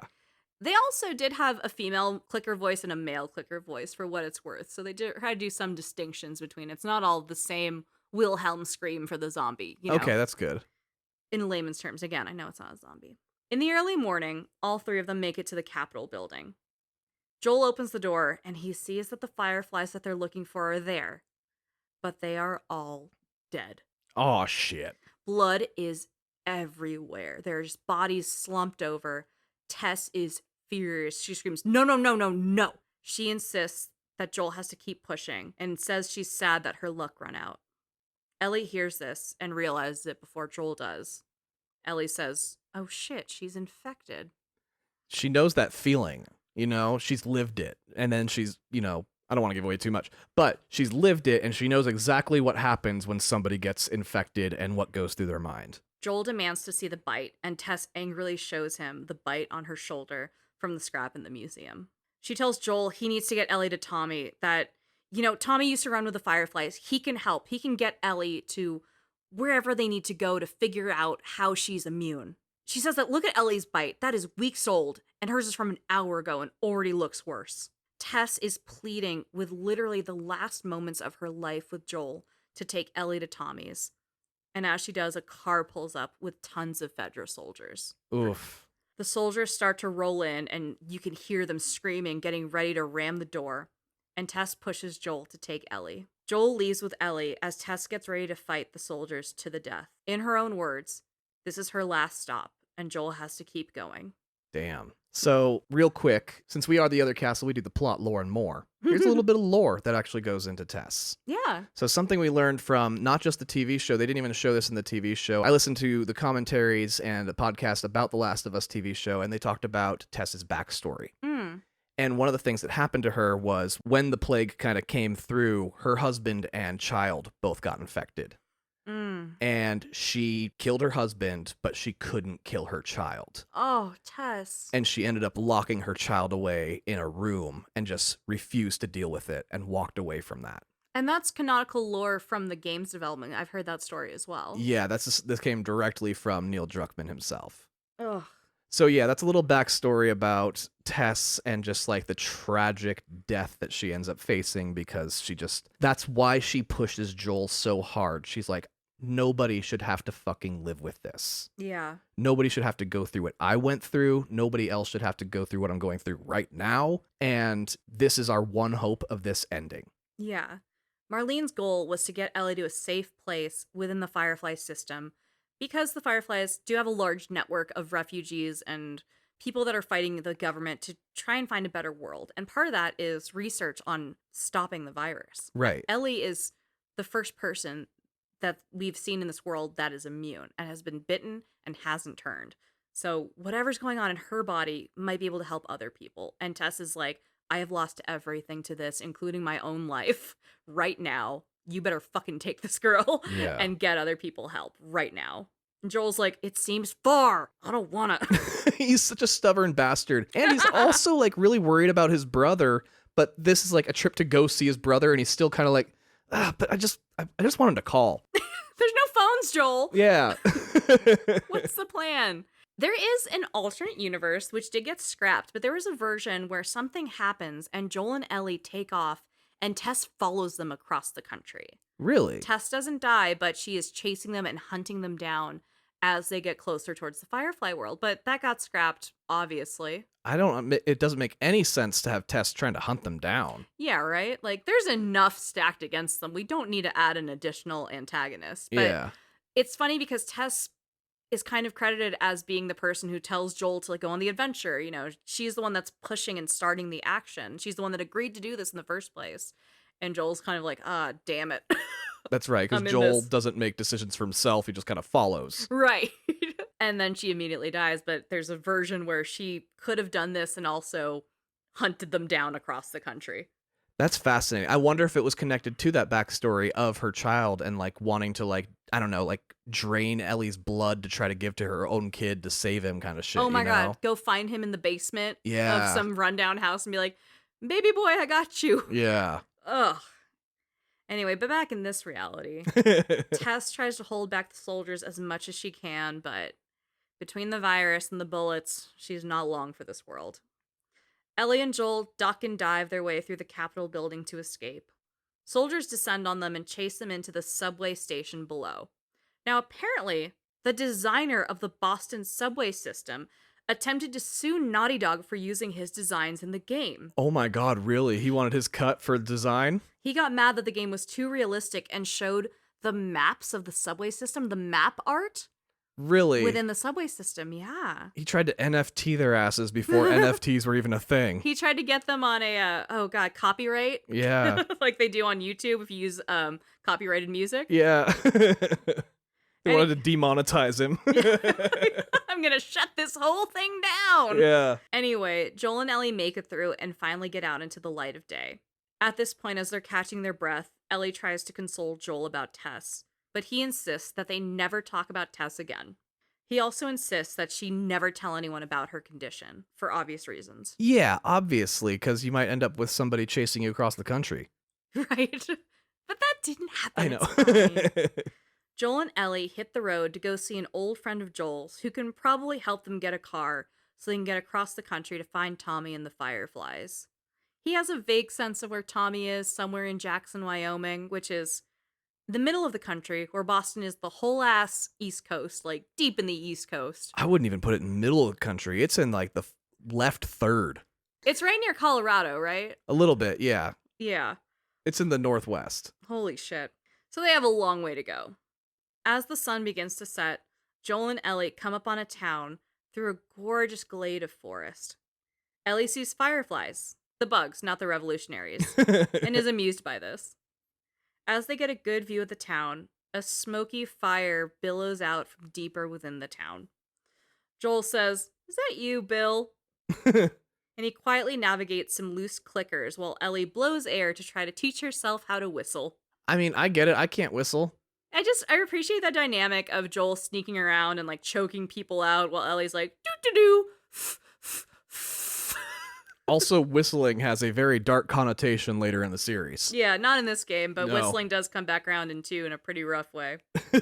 As the two get deeper into town, they watch a clicker walk through an alley and get its head blown off. Ellie's like, "Whoa, what was that?" And Joel begins to explain that this is Bill's town. I love Bill so much, both in the game and the TV show, and arguably they're very different characters in each. Oh, entirely. And if we got Bruce Campbell in the Raimi version, Yeah. it would be fucking hysterical. Yeah, we would have never gotten the story that we got from the TV show out of the Raimi verse. We would have just gotten the straight one, literally the straight one, from the video game. Spoiler alert, Bill's gay. Yeah, Tom. Killing it. All right. Now, Bill is a survivor, and he's not affiliated with any group. Not Fedra, not the Fireflies, not any other survivor groups. He has jerry-rigged this entire town that he lives in to protect himself. There are hand-painted signs saying, "You will be shot." There are traps all over to keep people and infected away, similar to this, where if you trip a wire, a bomb goes off. He's a prepper that was right, which is dangerous and cool. It's always scary when the prepper is right, like in 10 Cloverfield Lane. Yes, exactly. Oh, he would get along with Bill really well. Yeah, right? He would. That John Goodman character. I liked that movie. I don't want to see it again, but I liked it. It was heavy. Yeah. As Joel and Ellie get closer to the billowing smoke where we assume Bill probably is, Joel warns Ellie that Bill is not the most stable of individuals, his words, and to let Joel do all the talking. Ellie agrees to this. Bill just don't take too kindly to strangers. Bill is wonderful, and again, I just kind of want to cut to the TV show because he has one of my favorite lines in the entire thing, and he says, "Yeah? Not today, you New World Order jackbooted fucks." And here's the thing, is that line wasn't technically in the script. Really? That was a Nick Offerman riff? It wasn't a riff. So, the way Neil Druckmann writes his scripts is that he will write what the character is thinking inside their head as dialogue. Oh. And so Nick Offerman, who's never played the video game before, he doesn't know technically who Bill is from the game. He only knows him from the script. He just said, I only have one note, and it's, I'm going to say this line because you don't write that shit and not say it out loud. Hell yeah. So that is one of my favorite lines from the TV series. And yeah, it's completely just because Nick Offerman insisted this has to be said. Oh, fuck yeah. I love everything about that. Now, to your point about the series, if you haven't seen the episode, it's beautiful, but it does tell the story of Bill from kind of the start of the infection to his death. Correct. That is not canonical to the game. It is a very different story. I like both versions of the story. Both in the game, it's still a very compelling character, and out of the game, it's this beautiful kind of one-off episode that doesn't feature Ellie and Joel very heavily, but features what life is like in this world. And how you can actually live a normal life within this world as well. A relatively normal life. Yeah, big asterisk on that. Yeah. Totally. So I just want to acknowledge that before we dive into Bill's world. Ellie and Joel get closer and closer to the smoke plume that they saw when they arrived, and going through a building, Joel opens the door to move forward, and his foot is shot up, and suddenly he's swinging upside down. Oh, this part is so difficult. Ellie is reasonably confused as to why her guardian is now swinging upside down like a goddamn piñata. Right. She didn't grow up on Looney Tunes. She doesn't know these traps exist. Joel explains it's one of Bill's stupid traps. Bill did grow up on Looney Tunes, so he knows these traps. Joel is now swinging upside down like Michael DeSanta in GTA 5 when he gets kidnapped by the Chinese mob. It is exactly like that.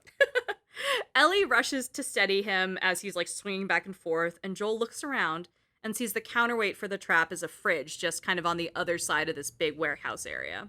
He's ready to explain to Ellie how to cut him down when, haha, you guessed it, infected start pouring in. Oh, Jesus. For fans of the sequel, we know there's a very similar trap moment that we see another character go through towards the end, and I found that symmetry kind of nice within the narrative. That is nice. Yeah, there's a lot of poetry. It rhymes.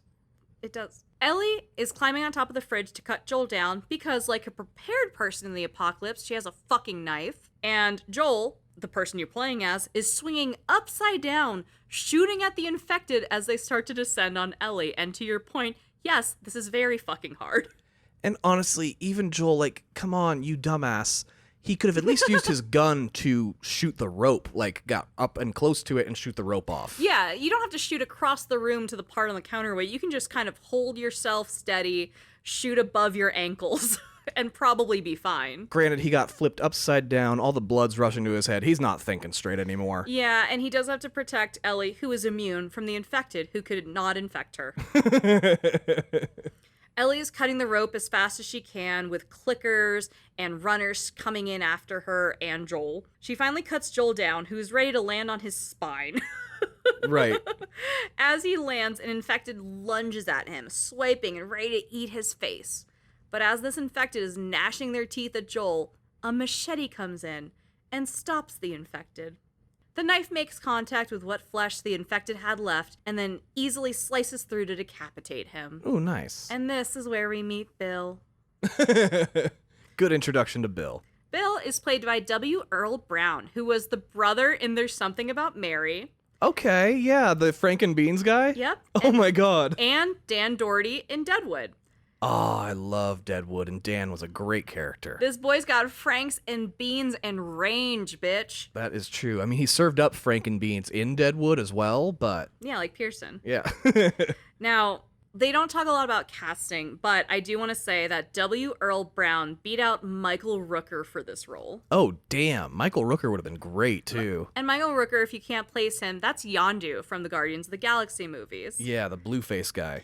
He once told me I was sexy, and I have been chasing that high ever since. I think I called you and was like, you'll never guess what just happened. And you're like, what? It was like Michael Rooker's in the office, and he said, look at these sexy girls. How you doing, girl? Are you sexy? And I was like, ah! I made him take a picture with me, and I had a breakout of rosacea all over my face. Oh. I had a rash. I was having an allergic reaction to something. So my makeup is so cakey because I was like trying to hide this crazy red across my face, and I am just beaming next to this man who is wildly charismatic. And who's not playing Bill. He called me sexy once. Anyway.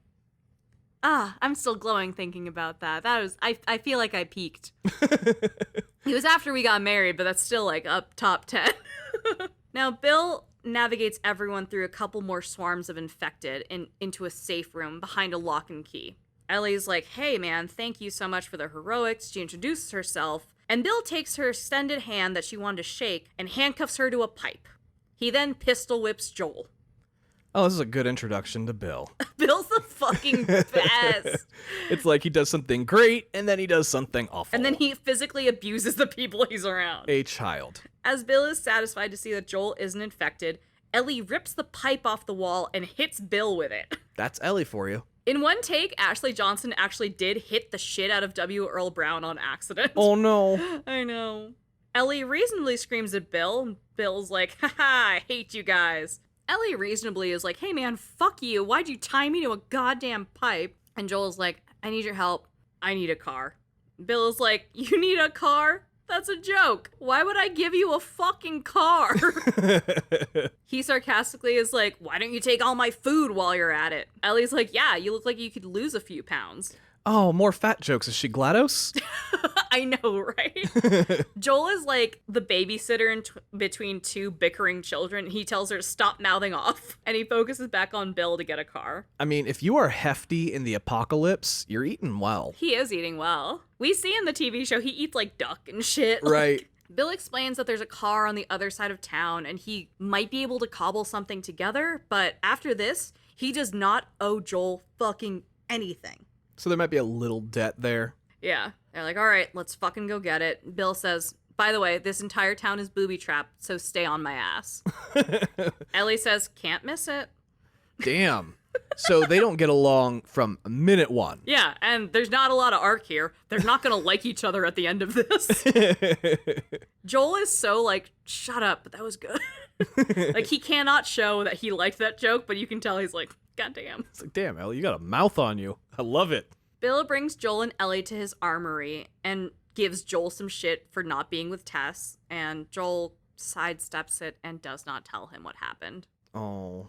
Bill's like, whatever, this is the worst fucking mission you've ever taken. And he also goes on a little rant about, you can't care about anyone. I used to care about someone, and it's a weakness, and it's a terrible idea. Don't get attached to anyone. Bill says he used to care about someone. It was like a partner, and the only good thing that partner was for was getting him killed. So he's like really bitter about this shit. Oh, I'm so sorry, Bill. You're the first person to ever lose somebody. During the table read for this scene, W. Earl Brown asked Neil Druckmann about the backstory of this anecdote and what that means for Bill. Neil said, well, as Bill, what do you think it means? And W. Earl Brown made the executive decision for what this means for Bill. Really? That's amazing. Like, again, this is where Neil Druckmann really, like, leans on his actors to help drive the narrative. Entirely, yeah. Back in the story, Bill gives Joel a shotgun so they can get on with it, go get the parts they need, get all this shit. Bill's town is incredibly well guarded and trapped by Bill, but there are military convoys that come through town every so often. Recently, one got overrun by infected and drove their truck into a nearby school. Bill can pull the battery out of that truck and drop it into another working car. So that's the goal. That's pretty easy, right? Yeah. The only trick is, that school they drove into, super overrun by infected. Of course it is. So we have to be careful.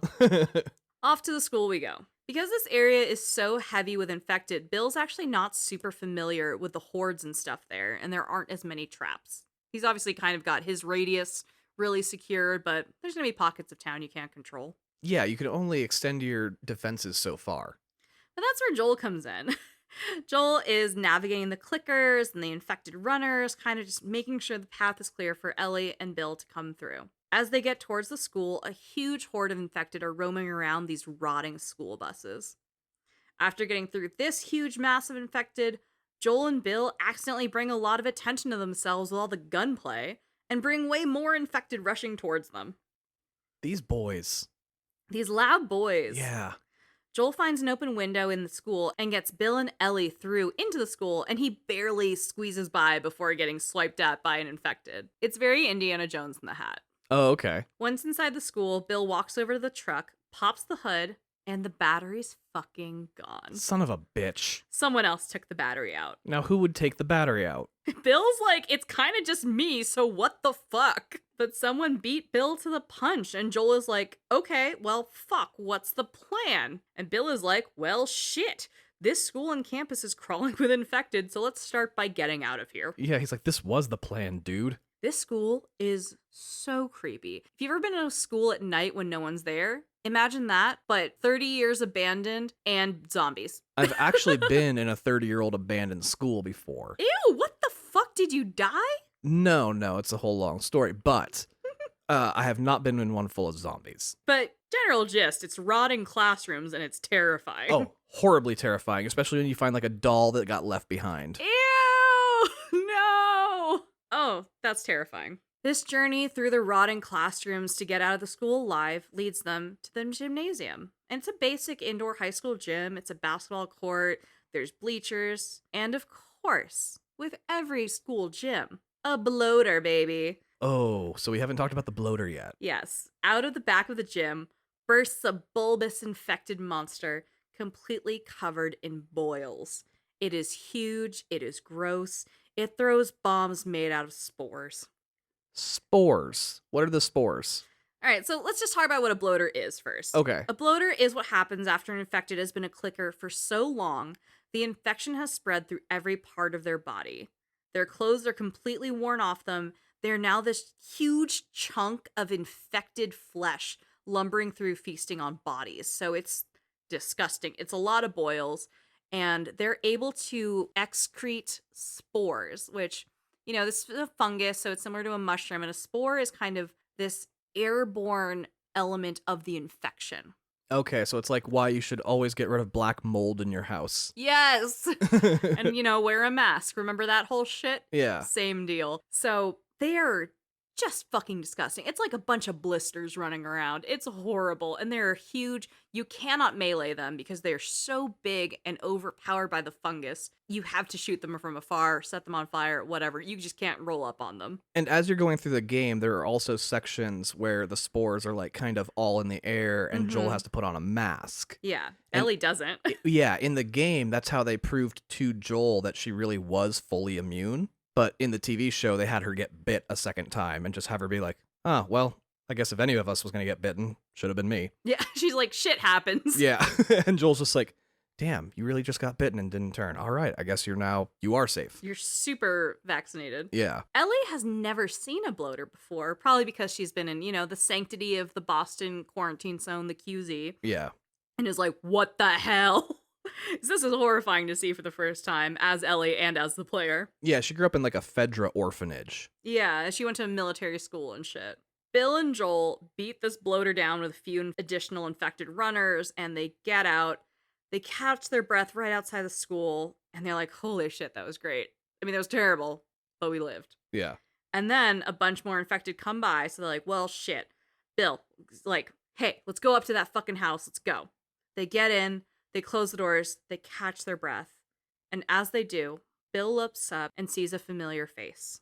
As he looks up, just by the Hawaiian button shirt on this corpse hanging from the ceiling, Bill sees Frank. Joel's like, who the hell is Frank?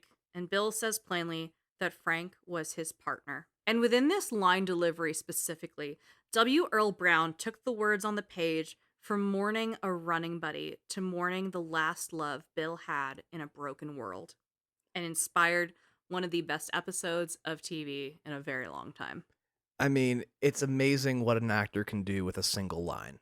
Entirely. Now, Neil never had that intention when writing Bill. Neil never saw Bill as queer. He saw Bill as a loner who had another smuggler or someone he connected with for parts or trades, but he didn't see Frank as significant to Bill's heart. Until he read that line. Until W. Earl Brown said, no, I think that's what he means by partner, which is so beautiful. I mean, he asked him, what does he think he means? Like, he leaned on him for that. Yeah. Now, Joel says, well, Frank was probably Briton and wanted to take his own life before turning. In this phase of the world, most people know ending their story while they still can is better than living the hell of just being a ghost inside of a fungus, Yeah, you don't want to turn that. Because also, like, what that ends up doing is putting others in danger. Yeah, no, entirely. Bill privately mourns bitterly at seeing the only other citizen of his town hanging from the rafters, but then says, fuck him, and tells Joel to go through the house for any usable supplies. Bill and Joel get into the garage where Ellie has gotten into the truck and says, hey, there's still some juice in that. And with this, Bill pops the hood of the truck and sees the fucking battery they were looking for in the goddamn school. Frank had the same damn idea. His painful mourning immediately shifts to anger and frustration that goddamn Frank is an asshole who stole his shit. You can see why Frank left him. Yeah. He kind of flies off the handle pretty quick. Yeah, he's a lunatic. So, unlike Frank, the battery isn't completely dead, but they do have to start pushing the car to get it moving. Joel has Ellie sit in the front to pop the clutch, and Bill and Joel start rolling the truck out of the house to get the cells recharged. Bill does look around the garage and he goes, is this more of my shit? He stole my shit. So, honestly, go Frank. As Joel goes to Ellie to prep her for moving the car, he tells her she's doing a good job, a genuine compliment. Bill tells Ellie not to fuck it up, and they start moving the truck out. So, both sides of that coin. Yeah. Some infected pop up as they're getting the truck moving, but they are able to turn the car over and start rolling. Ellie and Joel give Bill a ride back towards his encampment, and as they drop him off, Bill says he and Joel are square, and they go their separate ways. As Ellie and Joel drive off, Ellie is in the back reading a comic book. Joel asks where she got it, and she said she grabbed it back at Bill's, because it was just sitting there, like, whatever.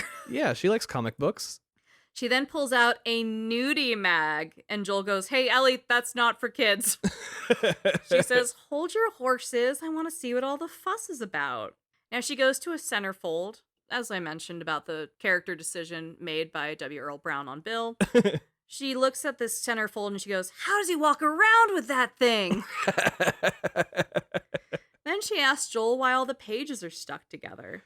Gosh, this is the most awkward thing you could possibly put Joel through. He's like, "Ah." And she just goes, "I'm just fucking with you." She throws the magazine out the window and says, "Bye-bye, dudes." Now, in the original script, this was a nude woman magazine, but because of W. Earl Brown's decisions as Bill, they changed it to a male magazine and redid the line. So instead of saying, "Bye-bye, ladies," Ashley Johnson yells, "Bye-bye, dudes." And honestly, knowing what happens with Ellie, she would have probably kept the girl one. Yeah, everyone's gay in this. Right. It's fucking great. This scene was also a chemistry read that was used in the audition process for Troy Baker and Ashley Johnson. That's really good because this chemistry is really where they start to make their change too. Yeah, they start to really bond, and Joel kind of figures out Ellie's sense of humor. Yeah, he really does. He starts to get to know her a little bit better. He's also seen her hold her own a bit more. Yeah, he's been like, "Okay, you can stay on my ass when we're going through and navigating a hard situation. So you're not useless. You're not a damsel in distress." And he also thought she was really funny when she was dealing with Bill. Yeah, he's very "Shut up," but he's like, "Damn, okay." They drive a bit farther and end up in Pittsburgh, which is about 570 miles west of Boston, which is, a great start. Fair distance. I mean, that should be more than one tank of gas, but let's not cover that. We're not going to talk about the gas. The city is packed with cars, and Joel tries to cut through the city, which, worked so well back in Austin. Right. They come up on a man clutching his side, waving and saying he's hurt and asking for help. Joel sees this and knows it's a ruse. He drives faster towards the guy, and as the car comes closer, the man stands up straight and starts shooting, and other rogue bandits around start attacking the truck. Joel drives into a store and crashes the car, and as he does, the other guys come out towards this car. In this city, the QZ failed a long time ago, and now it's run by rebels that are called hunters. They scavenge and they kill outsiders that they call tourists for supplies. Now, this first sequence was actually the E3 demo for The Last of Us, so... Well, one of the reasons why this was the E3 demo was this was the very first thing that they physically filmed. Really? Was this car scene right here. Oh, shit. And it actually changed the trajectory of the entire game over a single decision that Ashley made. Oh. While she was performing as Ellie, one of the things you talked about earlier was the inspiration from Sin City. Mm-hmm. Now, if you remember in that, Jessica Alba's character is very much the damsel in distress. Right. She does not have any agency over her own protection necessarily. And she's not in a world where she has to be particularly protective of herself. She's a stripper or a go-go dancer, I think is more the clean version in the movie. Yeah. So she's not like she's an MMA fighter that can casually kick someone's ass. She's a dancer. And that's actually how Ellie was written. Oh. Ellie was written to be damsel in distress, useless child. And Ashley read the script and was performing on the day, and she just couldn't get it right. And she said, "Here's the thing. I don't think I would be scared here. I think Ellie would fight back here." Hell yeah. And from that moment forward, Ellie went from damsel in distress into fighter. Hell yeah. And that changed the entire character going forward. I fucking love that. Which is good that they did that on day one, because otherwise we would have had all these issues earlier. We're 10 hours in the game. She's like, "Hey, Joel, what if I helped?" Yeah, no, but that was the moment where she had read it and she was like, this isn't right. She needs to be a fighter, and that changed everything. I love that. That's amazing. So within this, Joel is hiding behind parts of the fallen store as men shoot at him all around this crashed car. Ellie's also hiding, but, she's not being useless. She's not screaming for help. She's like, we're in this. Let's fucking go. Yeah. Now, within Pittsburgh, you can find a newspaper that shows that they're on the 13th Uncharted movie That's great. and that Justin Bieber is announced as Nathan Drake. He's going to replace whoever was playing him before. Yeah. It turned into like a James Bond franchise. Yeah, they're just different Nathan Drakes every few years. Yeah. And they cast Bieber as him? Mhm. That's terrible. I love it. It was 2013. The world was ending. We didn't know. It was the sign that the world was ending that he Yeah. got cast as Nathan Drake. This is the source of the corset virus, is casting Justin Bieber as Nathan Drake. And the universe was just like, nope, we're done. See, our universe picked Tom Holland. We only had to deal with a coronavirus. Right. If it was Harry Styles, we definitely would have gotten a cordyceps virus. And I will stand by that. Hot takes, ladies and gentlemen. So they navigate through this very hostile Pittsburgh, through all these hunters, and they figure if they can get to the bridge right outside of Pitt, they can get out of town and get the fuck away from these crazy people. Now, there are hunters all throughout the city. They are everywhere. But with that comes more opportunity to scavenge for bullets and loose push pins and shit like that. So, good and bad. The scavenging in this game. Scavenging in this game sucks, and I don't like it. But you got to explore all sorts of different places, including something that was added to the PS5 version. Yes, which we will get into, so we're almost there. Okay. Because this journey through Pittsburgh takes Ellie and Joel through a hotel that is crawling with hunters and is such a notoriously difficult level that I have seen people interviewing Pedro Pascal about Joel asking, how do I get out of the hotel in Pittsburgh in The Last of Us? And he's been like, I've never played it. I'm bad at video games. Yeah, he has never played the game. They told him not to play the game first off when he was cast as it, but he was also like, I can't, so don't worry. Yeah, I think he said he's tried and he's like, I didn't know what the fuck I was doing. I just kept dying. I mean, if you had put some effort into it, like you didn't think you could do it either, but now you can. Here I am. He's busy. He's running every franchise. He is. He's in a lot of franchises. Do you think we'll get him in the Fast and Furious franchise? I'm surprised he hasn't been already. Fair enough. And through this hotel that they're going through, Joel and Ellie get separated. Joel falls down an elevator shaft, which is how people die on soap operas, but is fine for Joel, and gets stuck in this horrible basement level where he has to swim and dodge past bloaters and clickers, and, of course, turn on a generator. Goddamn generator. I feel the anger rising. I purposely kind of skim over a couple of these later in the game because I know it gets annoying of like, and then it's another fucking generator. Well, in this game, it's not just the generators. It's the number of times you gotta hop Ellie onto a crate. Yeah. The number of times you gotta grab a plank and turn it into a bridge. Moving ladders. Like, I was watching you play through it this last time, and I was still just like, yeah, this gameplay, not for me. Love the story, but this gameplay is just too tedious and too, like, always doing kind of the same thing. You gotta push a cart somewhere. Yeah. Like, yeah, it was a little bit repetitive in my opinion. There are a lot of environmental puzzles in this that they don't lean on as much in 2, which I think is why I like 2 a bit better. Yeah. I really enjoy 2 a lot more. So, little preview for our Patreon. I'm doing Half-Life 2 episodes 1 and 2 for our next Patreon episode, and I'm playing those games through with their commentary, and they talk a lot about game theory and game design.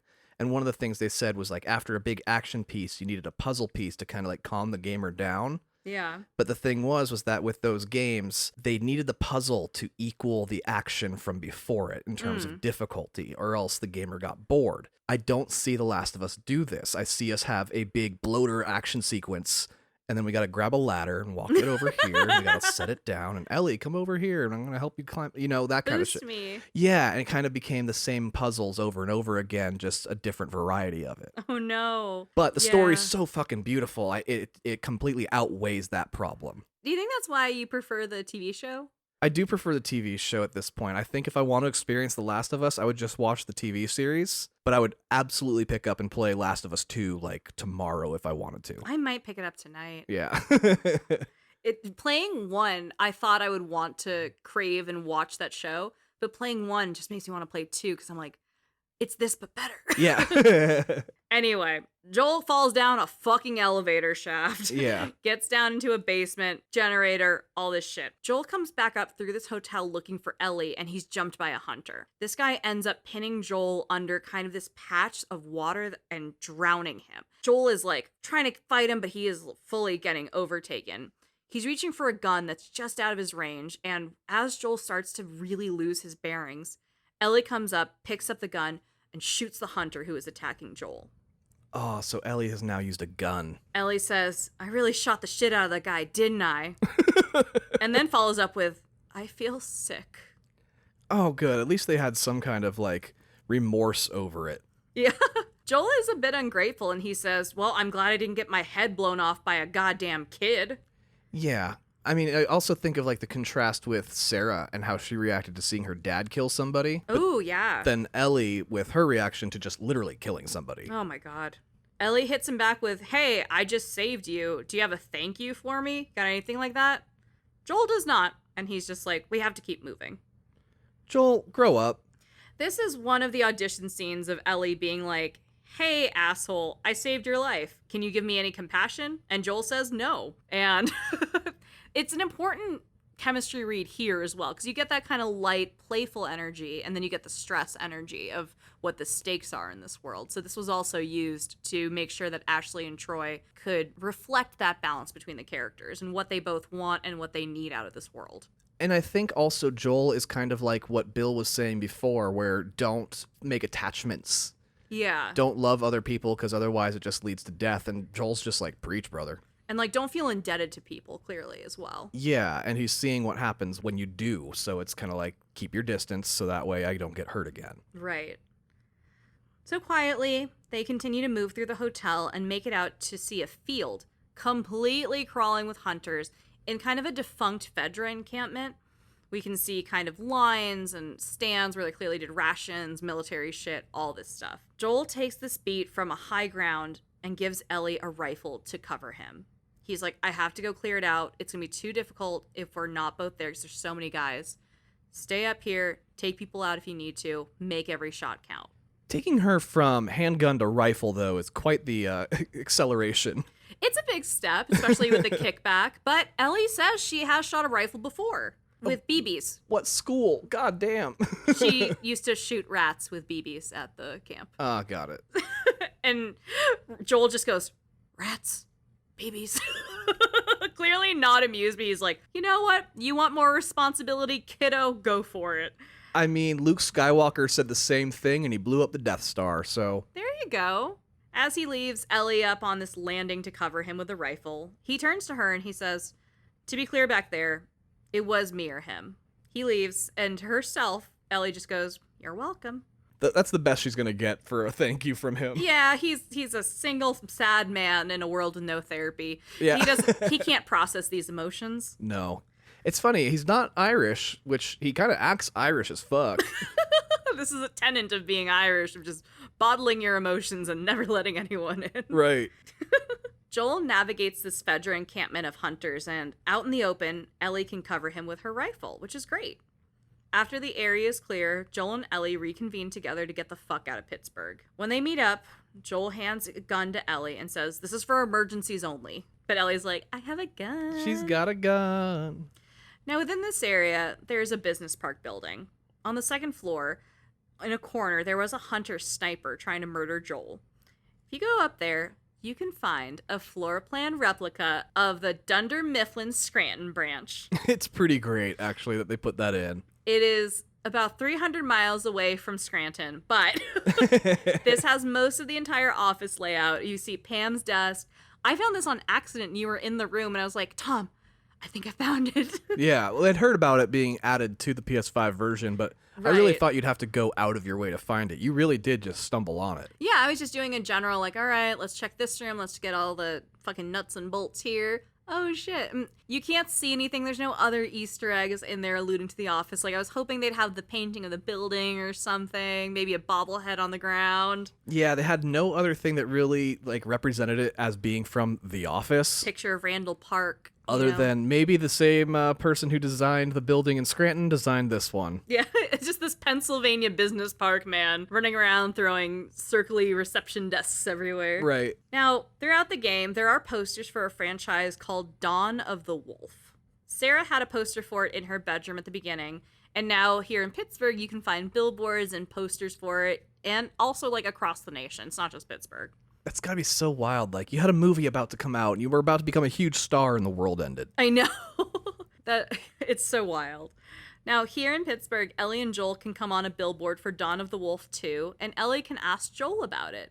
Joel did get dragged to see it, but doesn't tell Ellie that Sarah made him watch it. He's just kind of like, I got dragged to it. Now, I don't have a lot to back this up aside from anecdotal evidence from Troy Baker, but Troy and Neil did film something in the world of Dawn of the Wolf that was supposed to be used in the game. Really? But they scrapped it because they said it was so bad they couldn't show it publicly, which just makes me want to see it more. Right. Anytime they say it was that bad. Yeah, you're like, oh, come on. And then in Last of Us Part 2, in the stash of porn, there is one called Dong of the Wolf. That's appropriate. The Rule 34. Yeah. So those are fun. And like that is a bonus conversation you can have with Ellie. They're kind of little things you can unlock if you do specific things, but it's always kind of great when Ellie can ask Joel about the old world. I think that contrast and that relationship she has with this world she's never known is very interesting. I get you. Deeper in the depths of Pittsburgh, Joel and Ellie make their way into an abandoned apartment where Joel is jumped by a man. But this guy isn't a hunter, and as Joel gets the upper hand and starts beating the shit out of this dude, Ellie screams at him to stop. Joel looks up and sees a 13-year-old boy pointing a gun at him. The man he was kicking the shit out of says, "Sam, it's okay." And this is where we meet Sam and Henry. I love Sam and Henry so much. I loved them in the TV show, maybe even more. I think so too. I have to admit, and I think Neil Druckmann feels the same way. So one of the big differences in the TV show is, one, they take Sam, which is the younger brother of the two, and they de-aged him like from, I think he's like 13, 14 here. Yeah, he's in the 13 game. here. I think he's about 8 or 9 in the TV show. Mm-hmm. And he's also deaf. Ugh. And this was a change that co-showrunner Craig Mazin actually introduced. And as soon as Neil Druckmann heard it, he just goes, "Go fuck yourself." That is such a good fucking idea. I am so mad that I didn't have it myself. When you get so overjoyed by a decision, it makes you angry. That's such a good thing in the world. And especially considering what Naughty Dog specifically has done to make these games accessible. Yes, entirely. For people especially that are deaf, for people that are blind, for just everybody to be able to play these games. Mm-hmm. And it's just, he was so angry that that wasn't what they put into the game. Entirely. Oh, that's so funny. Here, Henry is played by Brandon Scott, who was on This Is Us, on Dead to Me, which is such a great show, by the way. And he was in Uncharted 4, so he's part of the Naughty Dog squad now. Okay, nice. He's also the 4th performer cast for this role. The whole cast. So is Ashley, Troy, Tess, then Henry. They cast in a weird order, I'll tell you that. I know, right? Well, they did envision Tess having a larger antagonist role, so it makes sense that they're like, all right, let's put some love into this. But Henry being the 4th person they really wanted to book in was interesting. Now, Sam and Henry are brothers, Henry being the older one that Joel just tried to kill. And they've been holed up for a few days, and they were with a larger group who were also trying to get out of the city to get to the Fireflies out west. The rest of the group hasn't made it, they've passed, and those two are the only ones left. Damn. Sam and Ellie are around the same age. Henry is probably in his early to mid-20s, so there's a bit of an age gap between these brothers. Right, but he would just barely remember the old world.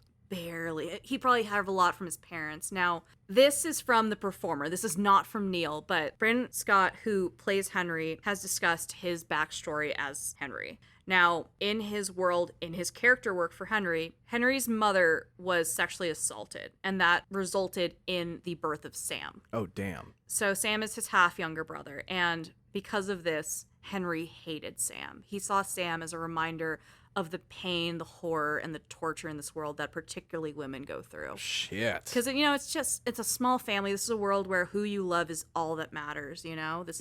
Your family is all you have in this world entirely. So Sam became this beacon of like, fuck this kid.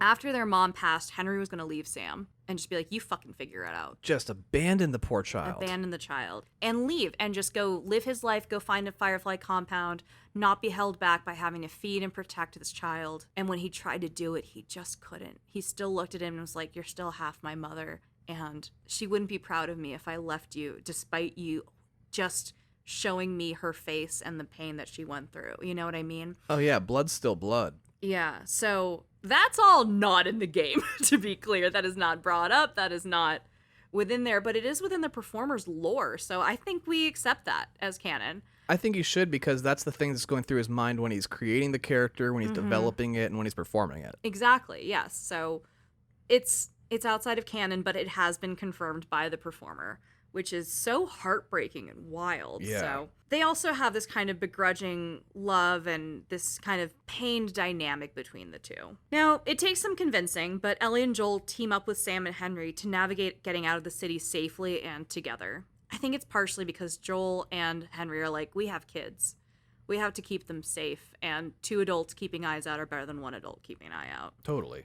They make a plan to get through one of the main checkpoint gates at night, so they bunker down and wait for nightfall. This run doesn't go great, and at one point near the bridge, they all get cornered. With guns blasting and their escape method falling apart, Henry and Sam say they're sorry, but they have to leave. They take off. Joel and Ellie are standing there, still stranded in the corner, while just being completely abandoned, alone. Ellie is like, what the fuck? I mean, that's got to be the hardest part about living in this world, is when you reach those moments of, I'm sorry, I have to run for my own life and leave you in danger. And Henry making this call as an executive decision as a caretaker for his brother as well. Yeah, Joel would not hesitate to make the same decision. Exactly. Even, like, without Ellie being there. He would have done the same damn thing. Joel would have just done it recreationally. Yeah. But Ellie is like, what the fuck? And Joel is like, get over here. He opens the door. Now they're in a bar trying to hide from all these hunters that are looking for them to take them apart and assert their authority. Now, this bar that they walk into is the same bar that's in Uncharted 3. Really? This is a bar that is in London, canonically there, but the fans have decided that it's a chain, which is why it looks exactly the same. It has the same layout. Or they just reused the same asset so they didn't have to rebuild anything. Which makes it a chain. That's true. And it's called O'Sullivan's, Sully being Nathan Drake's like guy in the chair partner for all his treasure running. So there's a little nod there. Okay, so it's like the Obi-Wan Club in Indiana Jones. Yeah. Now, as a note, in Uncharted 3, there's a newspaper that says something along the lines of, scientists are looking into a mysterious virus, which was a deep Easter egg at The Last of Us. That's pretty cool. Yeah, that's something that they don't really go too into depth about in the game itself, but the TV show goes into a bit more depth, like it had to do with getting into the flower crop and stuff like that. Yeah. And it was like a fresh batch of flour that just hit shelves, and so anybody who would actually use that flour is the reason why it got widespread right away. Totally. But I think it's just so funny that Uncharted 3 hints at it. And Yeah. Uncharted 3 came out 2 years prior to The Last of Us. And it was actually supposed to be removed. I think a dev left it in as like a lulz. And it went out and they were like, well, no one knows we're working on The Last of Us yet, so we'll see if they catch on. It's kind of like a Pixar Easter egg for their next movie kind of thing. Yeah, where you see like a character from the next one hidden somewhere or like a line. Yeah. Yeah. It's very Pixar, which no one's ever said about The Last of Us. Yeah. Now, Joel and Ellie don't even have time to be mad at Sam and Henry for ditching them. The hunters are all over them, and they are like, Jesus Christ, we have to get the fuck out of Pittsburgh. This sucks. They get back to the bridge, but part of the bridge is completely destroyed, and they can't run straight through. Now, Ellie can't swim, which is why she has to be carried around and done all this shit like you talked about on the pallets with the water. But she says there's no time and just jumps into the raging river down below. Joel is like, Ellie, you can't swim. Dives in after her, and they slosh around in these raging waters below the bridge. Joel swims up to Ellie to hold her head up above the water, and then everything goes black. Oh, shit. Joel wakes up on a beach and sees Sam. And Sam goes, Henry! Henry says, see, what did I tell you? We're fine. Sam spotted you, but before he can finish, Joel jumps up to hit him and shove him to the ground and then pulls a pistol on Henry. I mean, again, like, Joel would have done the same damn thing. And if you see a Henry in a video game, you have to love him. Leave my man alone. Always gotta keep a Henry safe. I love Henry in Firewatch, which is canonical to this universe. I love Henry in Bendy and the Ink Machine. He's 60 years old and he's kicking ass. I love Henry in The Last of Us. He's just making shit work and making executive decisions. And poor Henry in Five Nights at Freddy's, he has the most tragic story of them all. I mean, out of this group, it's pretty bad. Yeah. Yeah. Although Henry Last of Us, still a pretty tragic backstory. I just described some of the most horrific shit in the world to you, and you're like, yeah, but the guy with the pizza shop, man, that shit sucks. It's pretty bad. Henry says, I cannot put Sam in danger. We made a call. You'd make the same call. We still saved you from drowning. Which is very matter of fact.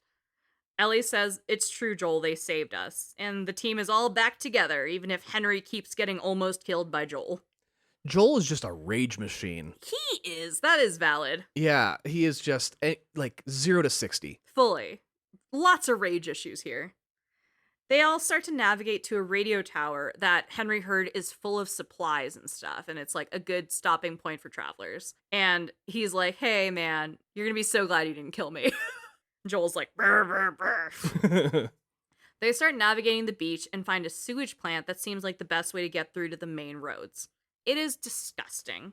The sewers were clearly once inhabited with an encampment. There's a lot of like kid stuff and drawings. There's like bunk beds, like buckets and shit, like tons of stuff, but there's no signs of people, which is bad because it means they're not here anymore, but it means they probably are infected. Yeah, that's not a good sign.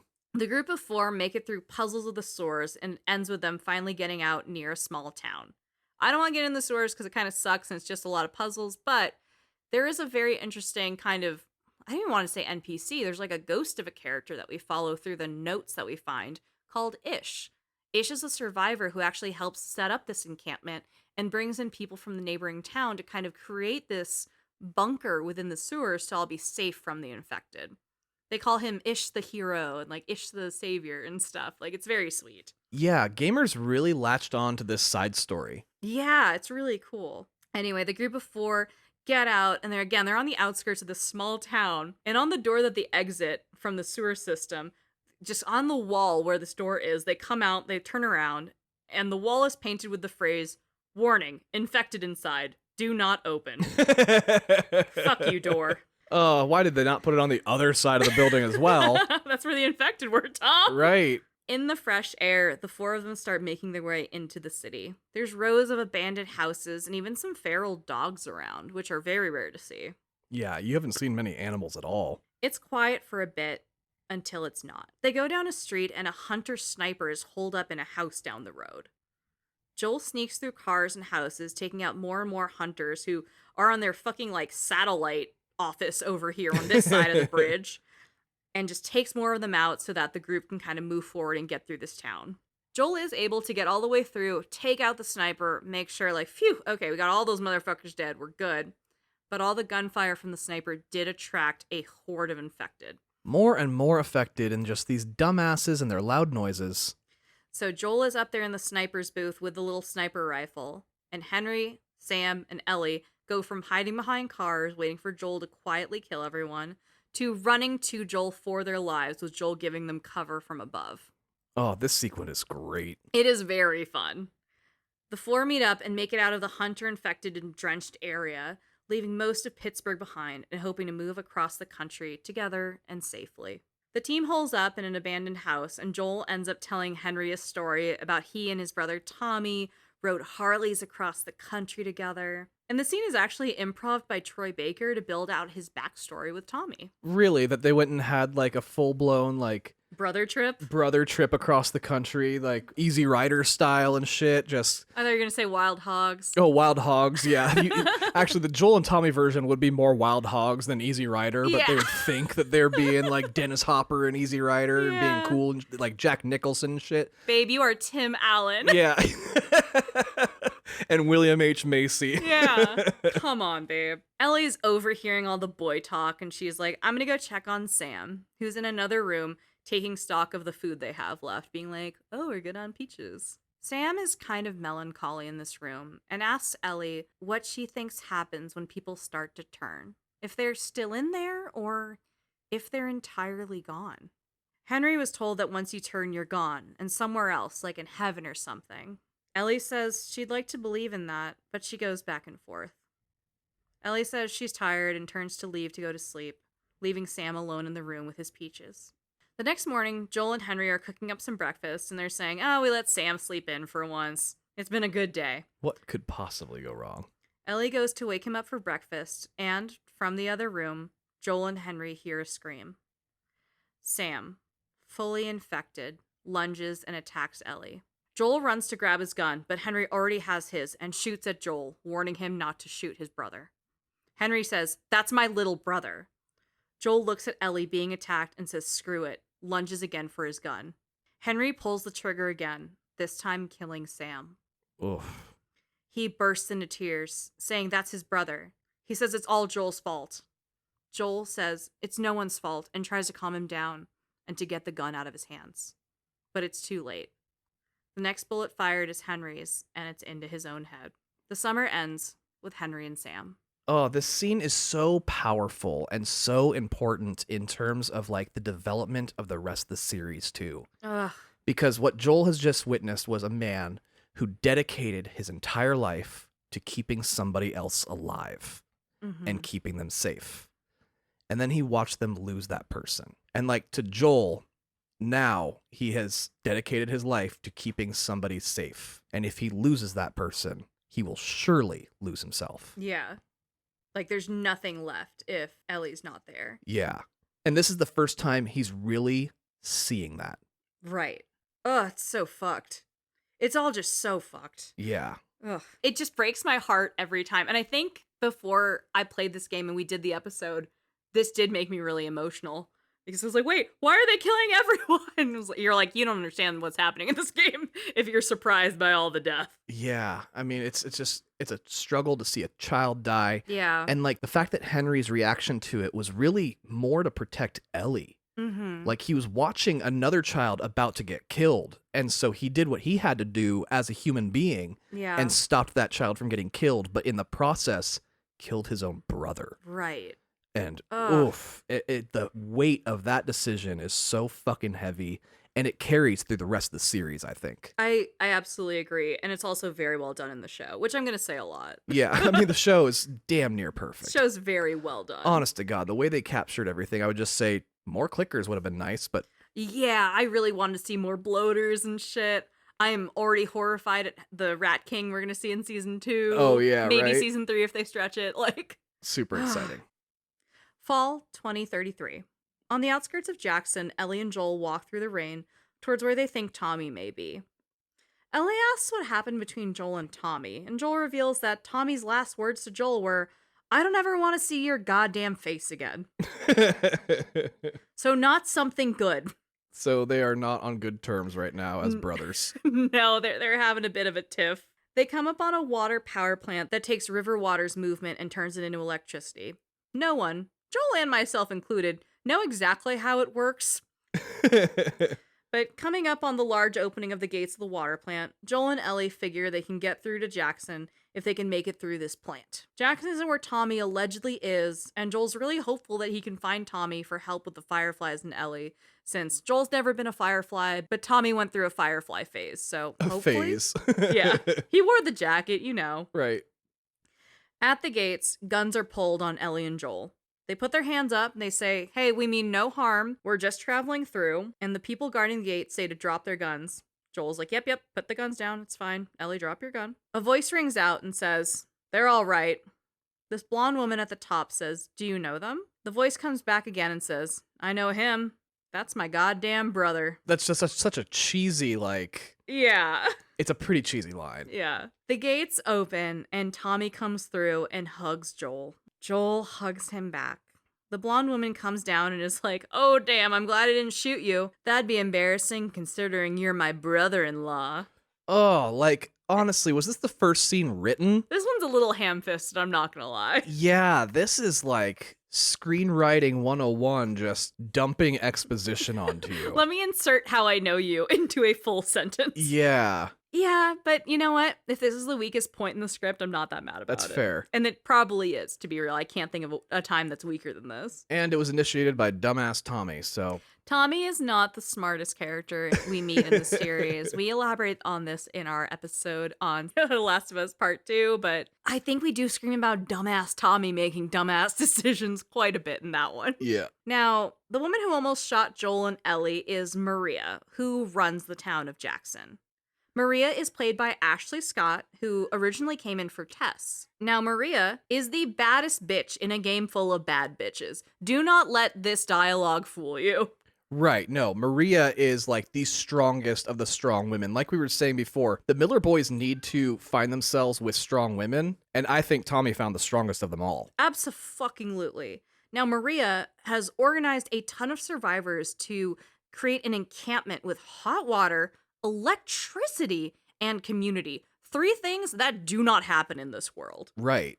There is a ton of them up at the water power plant trying to get it up and running again so they can keep their community growing and moving. And, you know, they were using the power to have an electric fence to keep out both scavengers and infected. This is how great this community is. And they don't need fucking generators to do it. No, they can use the water. Yeah. It's genius. And, you know, it's funny. We were talking about this earlier about how people would probably create encampments near areas where you can naturally find renewable energy. Like in California by Palm Springs, there's a big patch of, was it wind farms? Is that Yeah. what they're called? Wind farms, where there's a bunch of windmills. Yeah, the big ass windmills. Yeah, where they generate a ton of power. Like, we figured Palm Springs would be fine after the apocalypse. If you've played GTA 5 and gone out to Sandy Shores, you've seen the same exact wind farm. Right, yeah. Trevor would be completely fine in this world. Trevor can't be killed by anything. Right. The infection may start with Trevor, actually. Right. He started it. He's immune to all the cannibalism. Spoilers for GTA 5. Which also came out in 2013, I believe. But Wow. I know. 2013 was a chef's kiss year for gaming. Really was. So anyway, Maria, brilliant creator, brilliant woman, runs an entire town of survivors and keeps people alive for fucking SMGs because she sure shouldn't get paid for it. Like, she's the coolest person ever. Yeah. Maria invites Joel and Ellie in to feed them and let them get settled in a safe place. And Joel is frankly just bewildered to see Tommy after so long. It's been years, clearly. Yeah. Ellie sees a horse and is like, oh, fuck yeah, I love horses.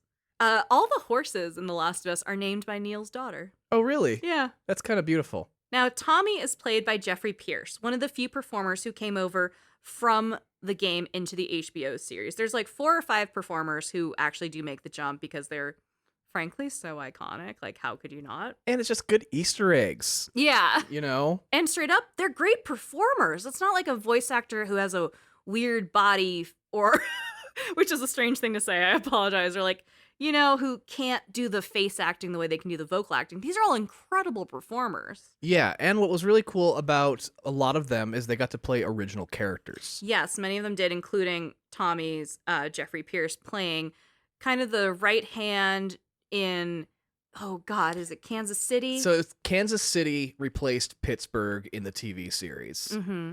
And she was kind of after Sam and Henry in the TV series, but he played the right hand of the woman that was after Sam and Henry. Right. Big Now- ass beard. If you remember the guy with the big ass beard and a gun. Oh, I literally have a note that says he has a glorious beard. Yeah. Now, Jeffrey Pierce originally auditioned for Joel, and he said he left that audition being like, I fucking nailed it. I left it all on the table. I could not have given a better delivery of that character. Ashley had already been cast, so he did come to read with Ashley as Joel, and he was just like, I don't know how I could not book this job. And then he didn't book the job. 2 years after the audition, he got a call back. Oh my God, can you imagine? No, I could never can- be an actor. Ugh, I hate waiting 3 days after an interview if I didn't get the fucking job. Girl, I hate ordering things on overnight delivery and waiting the night. I can't. The patience performers must have just to get through the action of booking jobs is true hell. I could not. Like, at that point, you've forgotten you auditioned for that. Right? So anyway, 2 years after that audition, Neil calls him and is like, do you want to play Tommy? Let's do Tommy. You can be the brother of the character you thought you nailed. Troy Baker, who plays Joel, said that they never auditioned anyone for Tommy. Neil just had Jeffrey Pierce on file and was like, yeah, I think he should play Tommy based on that Joel audition. Wow, just bookmarked him. Yeah. And just never had anyone else read for it. He's like, he's gettable, so. He could wait 2 years for this. Yeah. When Troy and Jeffrey met, Neil introduced Jeffrey to Troy as the other guy who auditioned for Joel. Oh my god, pitting them against each other right out the gate? It's just such an awkward way to have these two meet and then try and build the brother bond. What the fuck? That's pretty funny. Upon working together, though, Jeffrey was like, oh, no, I get Troy as Joel, for sure. Fully get that. Not even mad about it. That was much better casting. Good job, guys. Yeah, he was like, I did a great job, but I see Troy as Joel. And yeah, that's completely fair. So they've had kind of an interesting road with both the characters and each other, but they get along quite well now. I got a lot of my Easter eggs from Retro Replay, which was a show that is now defunct, but it had Nolan North and Troy Baker, two incredible performers, playing video games together. And they would do a lot of their own games. So they did the Uncharted games, obviously did The Last of Us, and during The Last of Us run, they would bring in performers like Jeffrey Pierce came on and told that story, and he and Troy were laughing their asses off, being like, are you good? do we have any beef? Like, should we go have a coffee and talk this out? Like, they clearly get along great. There's nothing weird between them. They both seem absolutely lovely, but I think that's just such a wonderful story of him coming into being a Miller boy. It just sounds like they became such a family. It's so cliched to say, but they really did. Yeah. Now, Joel and Tommy walk off to connect while Maria takes Ellie to go get her fed. She's like, you look like you haven't eaten in days. And Ellie was like, I know. I haven't. But I'm going to pet this horse real quick because I'm a fucking horse girl.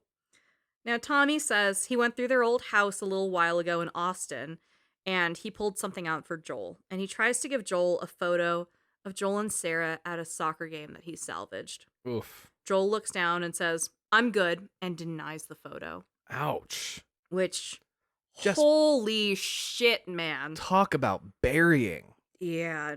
Tommy's like, what? Really?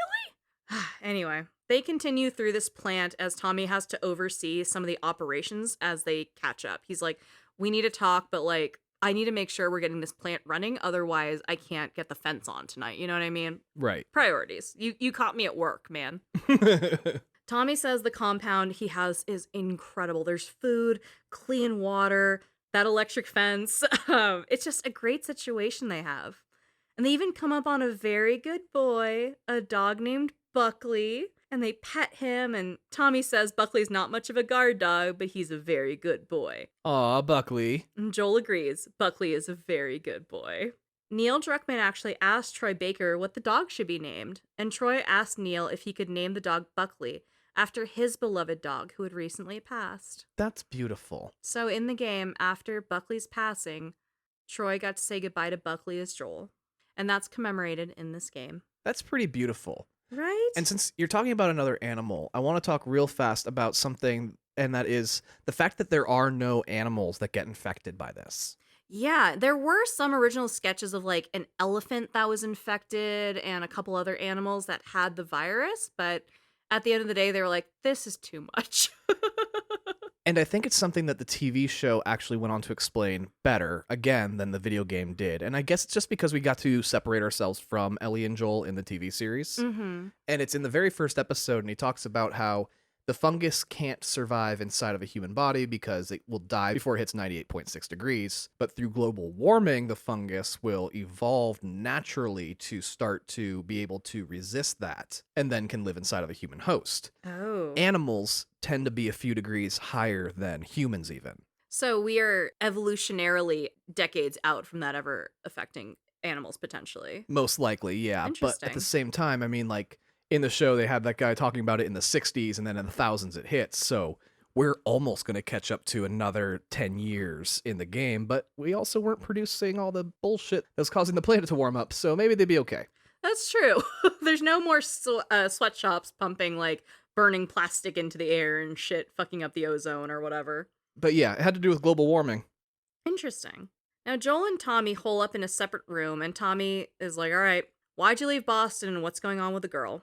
Joel explains that the girl is immune to the virus, and he's seen her breathe spores that would kill 12 men, and she is fine. Tommy's like, sure, okay. And it's kind of like, I'll bite. Tell me what the fuck, man? Joel says he's supposed to deliver her to the Fireflies. And you know what, Tommy, if you take her, you can take the entire payment. Tommy's like, well, there hasn't been a Firefly out here in years. What the hell? Like, I have a family here. I can't just, like, up and leave to go see the Fireflies? Are you fucking kidding me? Yeah, he's like, that's my ex group. I'm not, like, with them anymore. Yeah. I've got a pretty sweet deal here. Joel says, look, I need this, and he starts to demand it out of his baby brother. Tommy says he's not going to take the girl off his hands. What the fuck? And then Joel dangles the fact that he kept Tommy alive for years in front of him, that he's bringing the cure for mankind to his feet and asking for help, and that Tommy's just being a pissy little brother. Really? He's the one being pissy? Now, this sweet moment of Joel demanding Tommy to finish his job that he took is cut short as marauders come into the compound to attack. Which makes sense, because, like, these Jackson people, they are flush with supplies, food, resources. And, you know, some people are dicks. They're gonna come after you. But also, that's probably why, like, the power plant shut down. They probably booby-trapped it and was, like, to draw them out so that way they could attack. Yeah, that's fair. I mean, it's not fair, but I get you. That's what happened, probably. Tommy asks Joel if he still remembers how to kill people, and the boys get to work taking out the invaders. Which is also such a snarky thing. Like, you remember how to kill people? Like, how the fuck you think I got here? I got here from Boston, bitch. Like, yes, I'm fine. Right. A third of the way across the country. After the shootout, Tommy and Joel come up on Maria and Ellie, who are staying safe in a separate room. Tommy tells Maria he needs to talk to her. In the next scene, we see Maria screaming, "Absolutely not!" at Tommy. Ellie puts together that Joel asked Tommy for help moving Ellie across the country to the Fireflies. Maria is screaming that she's not going to be a widow or risk getting infected or losing him, but eventually walks away and says, fine. She comes up to Joel and starts screaming that if anything happens to Tommy, it's on Joel. Which is true, to be real, because fully. Here's the thing about Maria, too, and, like, you know, as we heard first, was that Tommy, the last time he saw Joel, said, I never want to fucking see you again. Yeah. And then he saw him again. And so you can imagine Maria has not heard the greatest stories about Joel. True. The pillow talk about, hey, where are you from? He's probably like, my brother kind of sucks. And this isn't the nicest thing to say about Joel, and people might push back on it, but Joel is a combination of two of the most dangerous things. And that is dumb and stubborn. Ooh. And Maria knows that. Yeah. Peripherally, yeah. She's like, I'm married to your brother. I know how dumb and stubborn your family can get, and from everything I heard, you're worse than Tommy. Yeah. So Maria just really kind of lays into Joel for this. And there's a lot of times actually in the TV show where Pedro Pascal would come to Neil Druckmann and be like, I don't know if Joel would really react this way. And he would have to say, I hate telling you this. Joel's just not that smart. Oh, Neil said that. Yeah, Neil would say that. And Wow. you would just have to explain, like, I'm sorry, but Joel's just not that smart. I know you want him to be, but he's just not that smart. I know Pedro is, but Joel isn't. Yeah, and you'd have to explain that every Wow. once in a while about things. And, like, that's the thing that Maria sees. She sees that he is dumb and stubborn, and that is a very, very dangerous combination. Yeah, because Maria, in contrast, incredibly level-headed, calculated, balanced, knows how to be a leader without hurting others. Yeah. Joel has none of that. Not at all. Oh my god. Yeah, I never thought about the complexity of Maria's personal connection and being like, I know he's a dumbass. Don't do this. Yeah. Joel is hearing all of this and just gets so annoyed with everyone and is like, I fucking hate everything. I'm 50. I'm exhausted. I'm just asking for help. And then Tommy gets told that Ellie has taken one of the camp's horses and run away off campus. Tommy and Joel are like, God damn it, and grab horses to go after her. While they're out looking for Ellie, they get ambushed again by marauders and have to continue to shoot their way out. So these motherfuckers were like out to get the Jackson team. Yeah. Tommy spots the horse that was missing, and it's parked outside of this gorgeous ranch house. Joel goes in and finds Ellie in what used to be a little girl's room. Tommy is like, I'm gonna stay out of this one. Ellie is reading a diary and says, is this all they had to worry about? Boys and skirts and shit? Joel's like, get up. We have to go. She says, well, what if I say no? Joel is like, look, you're immune. Let's go fucking save humanity. This is more important. Also, Tommy knows this area, and we need to move you. He knows the Fireflies. I don't know what the fuck I'm doing. Ellie confronts Joel and says, what are you afraid of? She tells him, you need to admit that you always wanted to get rid of me. Oof. Ellie breaks a little bit, and she goes, I'm not Sarah. That everyone she's ever cared for has left or died. Everyone except for you, Joel. She shoves him. That if she left with Tommy, she'd just be more scared. Joel is stoic and says, you're right. You're not my daughter, and I'm not your dad. And that at the end of this, they're going their separate ways. Oof, that is so brutal to say to her. This is one of Troy Baker's favorite scenes. It's an important scene, honestly. Mm-hmm. And like Craig Mazin even said for the TV show, they needed to do it identical to the game. There's nothing they should change about it. Like, wow. It was so incredible. And there's a part actually where she's yelling at Joel and Ellie shoves him. Mm-hmm. And apparently they had been taking that day and they were doing that scene over and over and over again. And finally, like after like the 30th take, they're like, can we just take a break? And then they came back and Ashley shoved him. Mm-hmm. And they're like, oh, that's the take. That was the only take she did it too. Yeah, it was the only time she shoved him was in the final take. And that was, they're like, okay, that's the perfect way to do this. And then they were able to move on from there.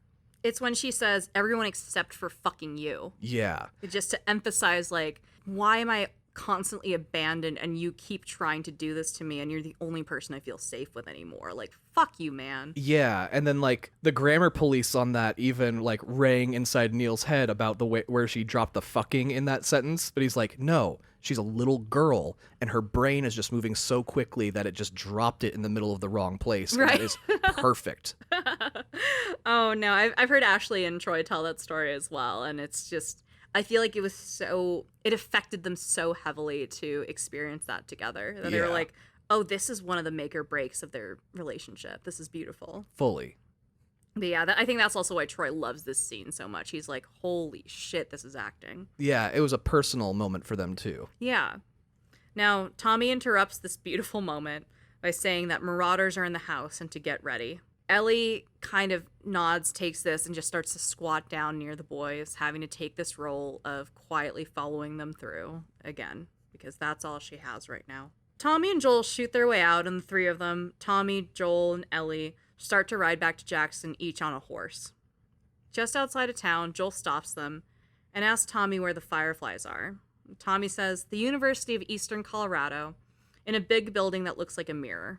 Joel tells Ellie to get off her horse and return it to Tommy, because he's not going to take two horses with him. That's just greedy. Ellie does so, and then gets on the back of Joel's horse. Tommy's like, are you sure you don't want to swing by town for supplies? Like, I can get you a sandwich or fucking something. Like, please? Bullets? They have no idea how nice Jackson actually is, though. Jackson is such a beautiful town. And they really wanted to do a scene in Jackson, but the money just wasn't there. Yeah. Joel tells Tommy he's afraid of that wife of yours. Rightfully so. And he needs to go do this. Tommy promises him that there will always be a place in Jackson for him. Ellie, relieved and feeling safe again, rides on the back of Joel's horse, off together towards Colorado to the Fireflies. It's fascinating how many times Joel has to accept this mission that he took. Yeah. He He adopted it from a previous... It's like when someone gets fired and you have to take on their work. Yeah. Tess gets killed, and he has to absorb her workload. Yeah, and like he keeps trying to offload it onto other people or just somewhere else, and he's just like, oh, this fucking goalpost just keeps getting pushed further and further away. Further west, too. Yeah. Like, it's just turning into like, okay, now we're going to Colorado, and all this, you know, we're going to go further than that. We're not done with the game yet. So it's a whole ass thing, but now Ellie's like, he heard me. Yeah. He's doing this for me now. Okay, I can... We did build on this relationship, because now we're in the fall. We started in the summer, like, we are a couple months in. Right.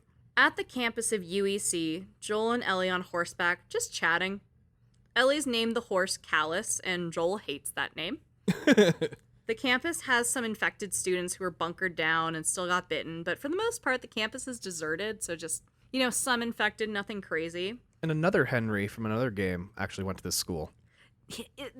Actually, he finds a sweatshirt from University of Eastern Colorado in a lockbox within the map of Firewatch. Ah, so he didn't go there. No, it is not implied that he went there. I think it's implied he went to UC Boulder. Oh, okay. Because his wife taught there, and I think he kind of went to school and then hung out and just became a townie in Boulder.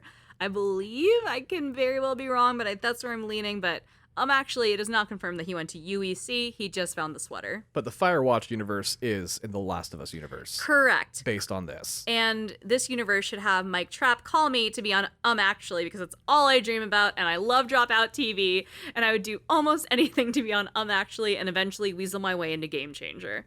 Everybody, this is called manifesting. Oh, I hope so. I love this game so much, and I would love to just be a piece of shit about pedantic statements about it. Truly my calling. Anyway, there's a generator. I think there's a couple generators here. I believe there's 2 in this area of the map, so... Goddamn generators. I'm sorry. Our generator counts up to 3 or 4 here. Now, Joel and Ellie actually talk about what they wanted to be when they grew up. Ellie's like, in the real world, no cordyceps, I think I'd want to be an astronaut. That'd be fucking sick. Okay. And Joel's like, well, when I was a kid, I wanted to be a singer. And Ellie immediately is like, please sing for me. Please, please, please, please, please. And he's like, absolutely fucking not. Remember when I said Joel's dumb? Yes. He was 29 when this whole world fell apart. Did he really think he was going to become a rock star after that? Well, it was when he was a kid. Like, okay. He's like, well, when I was younger, I wanted to be a singer. That's fair. He's not 35 being like, what if I took up singing now that, like, I don't know, Kelly Clarkson's dead or Right. zombie. There's a hole there. Justin Bieber got bit, so now I can be Nathan Drake someday and sing my way into the Uncharted universe. Like, that's not a thing. I went to a Pearl Jam concert actually like the day before the outbreak, and I heard this great song. Nobody else has heard it. I can just claim that as my own. Yep. You've heard Neil talk about the Future Days sequence, clearly. Yeah. But it's actually kind of funny that you bring that up, because these jobs are based on what Ashley Johnson and Troy Baker wanted to be when they were kids. She did say that she was a huge, like, astronaut fan and space fan and stuff. Astronaut fan. Yeah. Sorry, that's such a wild thing to say, to be like, Sally Ride forever! And she was. Hell yeah, Sally Ride's the shit. But early in development, as Neil was kind of getting to know these performers, he's like, what did you guys want to be when you were kids? And he worked that into the game. Kind of fill out their world and make it more of a buy-in, which is kind of cool. No, it's great. So many elements of the actors made their way into the characters. Oh, totally. Now, once you're in the right building, it kind of looks like no one's there. The building is quiet and the rooms are trashed. Ellie notes that they don't see any bodies, which is a good thing though, right? But they do hear a crash. They are not alone. Oh, no. Joel investigates, gun in hand, and finds a pack of monkeys. Wild monkeys. Yeah, they've either escaped or invaded. It's kind of not clear where the monkeys came from, but it's very jarring to run into a bunch of monkeys like it's goddamn Jumanji. Yeah, the implication being that they were, like, at a college, so that means they were being experimented on probably. 20 years ago? Yeah, 20 years ago, and then they just, escaped their prisons and then re-multiplied and took over the area. Yeah. Ellie's like, well, maybe during all that research they turned into fucking monkeys. Which I love that as a line. They investigate a bit further and find one rotting corpse in a Firefly jacket. Next to him is a voice recorder, which says, if you're looking for the Fireflies, they've all left. It's his last words, his last testament, which Joel fast forwards through, because fuck that shit. But he does say that the rest of the Fireflies have left for Salt Lake City. As they're like, oh, god damn it, that's so far away. Something gets thrown through the window, and now they know for sure it's not just the monkeys here. There's looters in the building looking for supplies, and they begin to attack Joel and Ellie. Goodness gracious. Joel and Ellie scuffle with some of the looters, but one shoves Joel off of a ledge, and Joel becomes impaled on a loose pipe.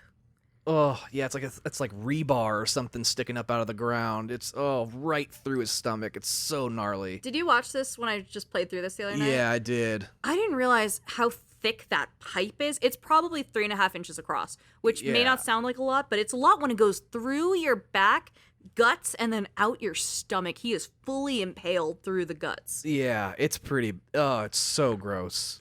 And it's very hard to play because as Joel, you can't focus even if you're like, I'm going to shoot and aim. The game won't let you, which is also very, difficult when you hit that wall of you can't work the same way you want to, which is also the pain of being in pain, you know? Right. Ugh, it's so bad. And Ellie gets to him. She pulls him up, but he is, like I said, all kinds of fucked up. He is clutching the blood pouring out of him as Ellie brings him towards the horse to try and get them the fuck out of here. This shit is not safe if they're getting jumped. Joel collapses as Ellie shoots her way out of the campus and drags him to safety. Ellie is able to get Joel up on the horse, and they ride off and away from the campus, leaving a trail of blood behind. Ugh.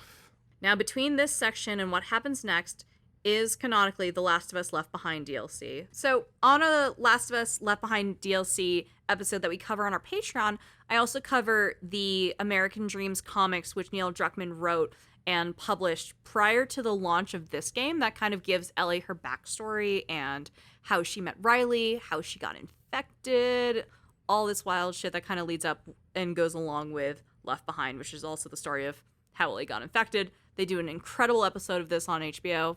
Take a fucking shot every time I say that, I guess. Yeah, no, I know. And it's also what's fascinating is like part of that comic that he was writing. We had talked about in our Patreon episode how there is this image of a pregnant woman on a comic book panel. And that was supposed to be Ellie's mom, and there's this whole story that never got told. Yes. Oh, I know what you're talking about. It's in Uncharted 4 in Nathan Drake's daughter's room. There's a poster called American Dreams with a pregnant woman with a gas mask on, and it's clearly in the Last of Us universe. Okay, so there's that whole thing. So they Yeah. actually told that story, though, in the TV series, which is, again, the biggest difference between the TV show and the video game. They actually tell you why Ellie's immune. Yes, and that is alluded to in the game. There is a note from Ellie's mom that you can find in Ellie's backpack. Okay. I believe it's coming up in this section here where Joel re-encounters her backpack after she's separated from it, which I will not get into yet. But that note from Anna, who is definitively Ellie's mom, that's confirmed by Marlene and Ellie, obviously, with this note, says, you know, you've been born for 2 minutes and you're already the most beautiful thing I've ever seen. And it goes on and it implies that she's been bitten and she doesn't have much time left. Right. So that is the only implication he has, is that Ellie's mom wrote her a letter as she was dying. Perhaps she was infected. It is not clearly stated. And then that story is extrapolated on in the show to be like, here's clearly everything that happened. Ellie's mom was bitten as she was in fucking labor. Can you imagine? Like- First of all, labor with no epidural. Right? Second of all, She was running from infected while in physical labor giving birth. ugh. Managed to kill the infected, but she did get bit, and she severed that umbilical cord right away. And so it's just in that moment, she got just enough of the virus in her to cause like an immune. It's literally a vaccine. Right. Like that's how vaccines work. It was just enough that her body was able to fight it off for the rest of her life. It was a DIY vaccine. And so that is the reason, canonically, why Ellie is immune to this entire thing. Right. Ugh. They just don't give you enough in the games. And Ashley Johnson got to play the mother of Ellie. Because she is the mother of Ellie, baby. Exactly. In so many different ways, like we've been talking about, where it's just parts of her real life are also making their way into the game. I love it. It's so good. But now, as Joel is almost dead, we have winter 2033. It's snowy and cold and alone in the mountains. We see a cute, fluffy rabbit come out of the snow and mind its business when an arrow slices through it, killing it. Ellie walks over, picks it up, and says, "This won't last very long," and she ties it to her horse. She then sees a deer and chases after it, and now, for the first time, we play as Ellie. Ellie draws her bow and starts to follow this deer, and she manages to shoot it. But it's not fatal, and she follows the trail of blood in the snow to find her deer. This deer runs for so damn long. At one point, she's literally like, how are you still alive?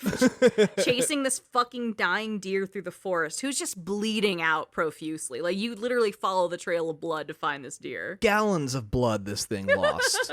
It's so ridiculous. Ellie comes up on a cabin that's decrepit, falling apart, missing walls, but it looks like the deer went through here.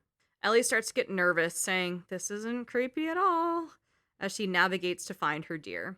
This cabin leads to more cabins, so it's kind of a little mountain area, and she finally sees her dead deer in the snow. She goes up to it, bow at the ready, but then hears footsteps behind her. Ellie whips around and says, "Come out," and out come two men. One is David, and the one with him is James. They introduce themselves and say they're from a nearby camp with lots of women and lots of children who are very hungry. Ellie says she's from a camp with lots of people too. They ask if she'd be down to trade something for the food, anything. They have lots of resources. Ellie says, medicine. I need antibiotics. They ask if she can come with them to get it, and she immediately says, no, I'm not going to a second location with you. Fuck that. Damn right. David says, it's okay. And Ellie tells James to go get the meds and come back alone, and she and David will watch the deer. And if David tries fucking anything, she'll put one between his eyes. David agrees and tells James to run off, get some penicillin, and he'll stay here with the deer and the girl. Now, David is played by the BAFTA award-winning Nolan North.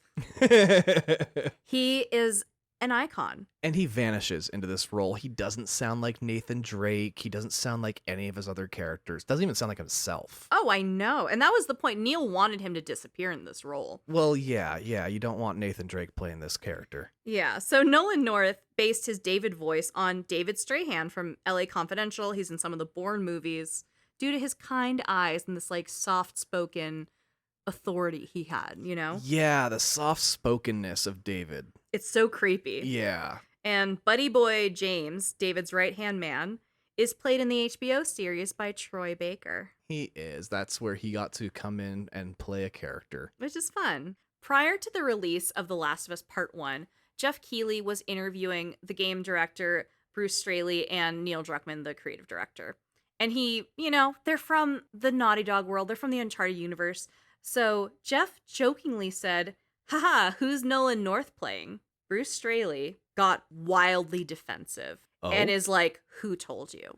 Oh, no. And he thought the secret of Nolan North's role was leaked when Jeff fully just made a fucking joke.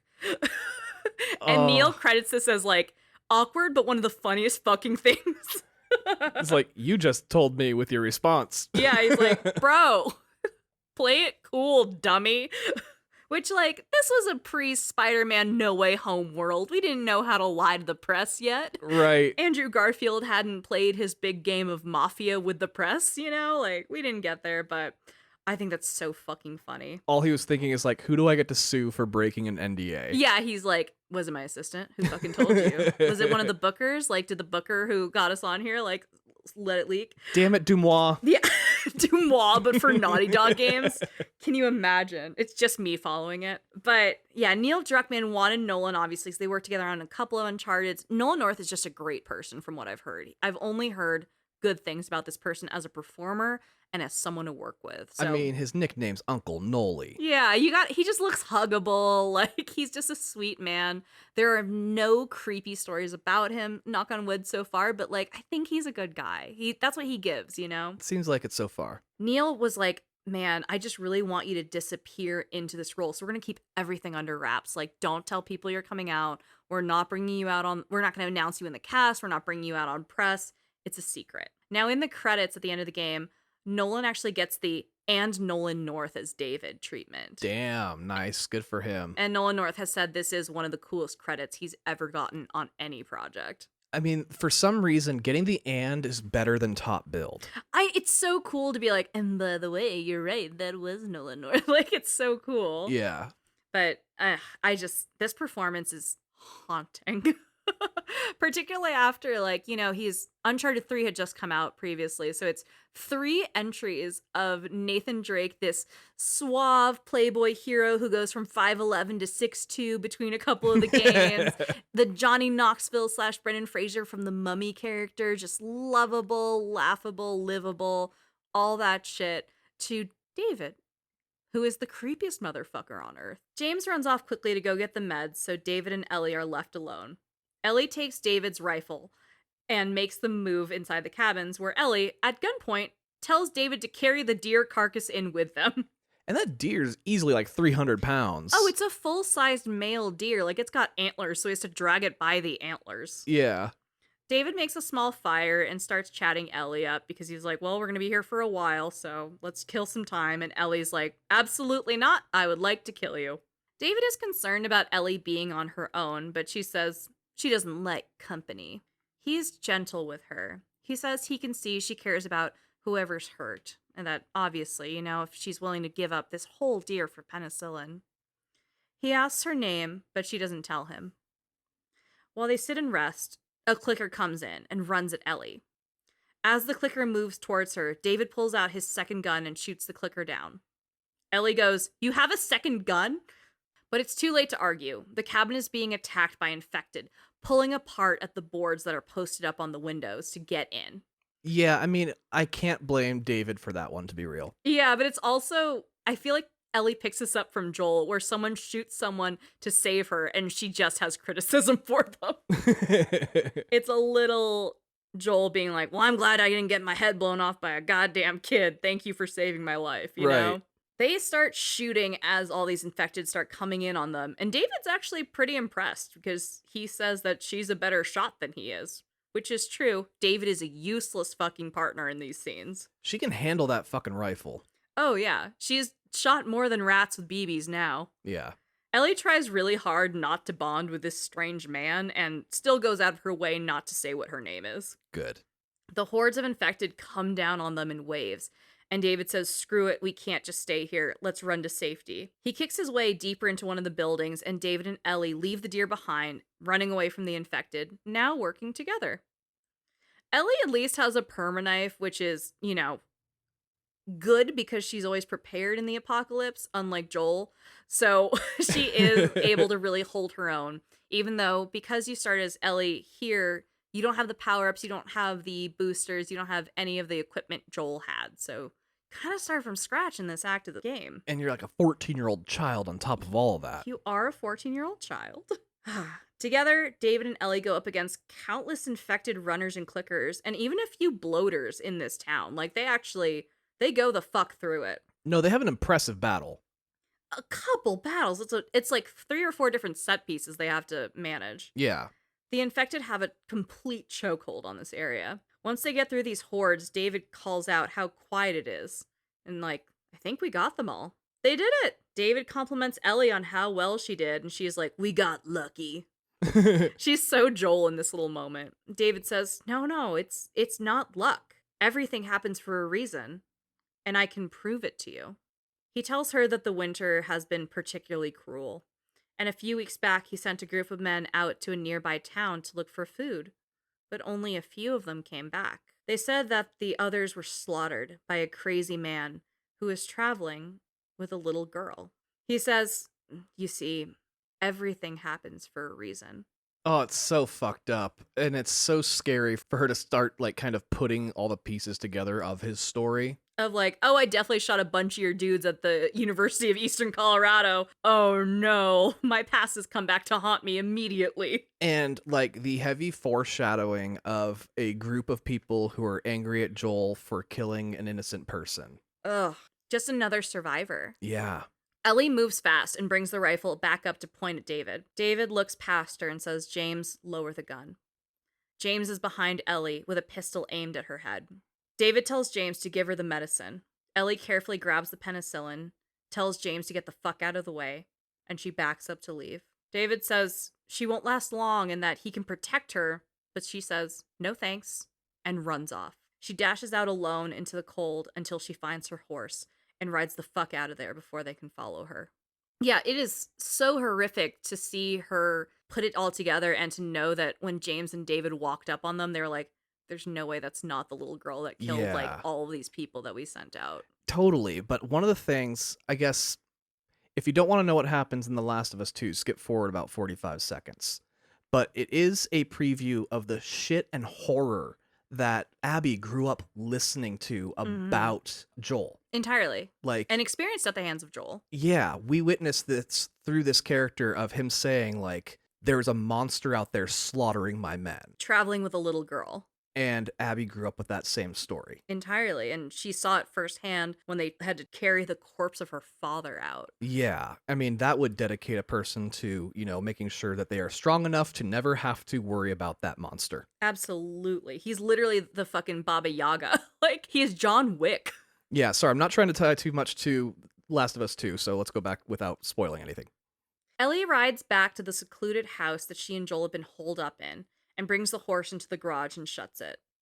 She knows she's personally killed David's men back at the Colorado campus and does not want to risk them getting a hold of her for vengeance. So, like, let's close the horse in. Joel is laying on a mattress on the floor of the basement, barely alive. He's covered in blankets, and Ellie talks to him, showing him the penicillin.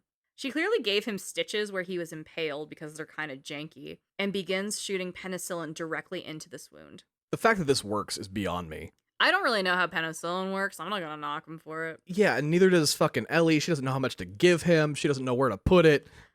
Actually, in Ellie's backstory, it was said that in her military school, one of her jobs was to stitch up Fedra soldiers. Really? So she has had some medical training. Neil has confirmed this, but it's not in this project or in the DLC. It's kind of in this, like, loose board he has of Ellie's shit. So she could kind of know what she's doing. Her character Bible says so. Yeah, even though it's not confirmed hard anywhere. Okay. He also said that he has a story for the scar that Ellie has across her eyebrow. Okay. And that it did happen prior to the events of Left Behind.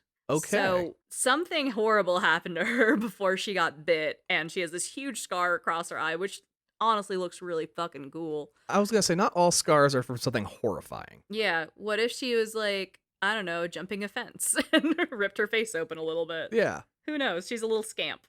But, so Ellie, I apologize, to bring it back, Ellie does have some medical training that Neil Druckmann has confirmed. Okay. Good for her. As she shoots Joel loosely with penicillin that she found, sorry. But also, you want to hear the irony of this. Penicillin comes from fungus. Oh my god, are you serious? Yes. Jesus Christ. Penicillin comes from fungus, and it's going to save him when fungus destroy the fucking world. That's the worst thing I've ever heard. I'm so upset by that. I love that irony. That is great. No, that is fantastic. As Ellie's pushing this fungus juice into Joel, which is the opposite of the entire fucking game, he does wince a little bit to show that he's alive, but honestly, he is barely alive. Oh, he's hanging on by a thread. Ellie tells him he's gonna make it, and then she falls asleep on the ground next to him. In the morning, Ellie gets up, and through the window, she sees David's men searching the houses on the block for her. They're like, I think we saw the horse go this way. Let's fucking get her. Because obviously, vengeance. Yeah. She looks down at Joel, saying that she's going to draw them away, and that she'll be back for him.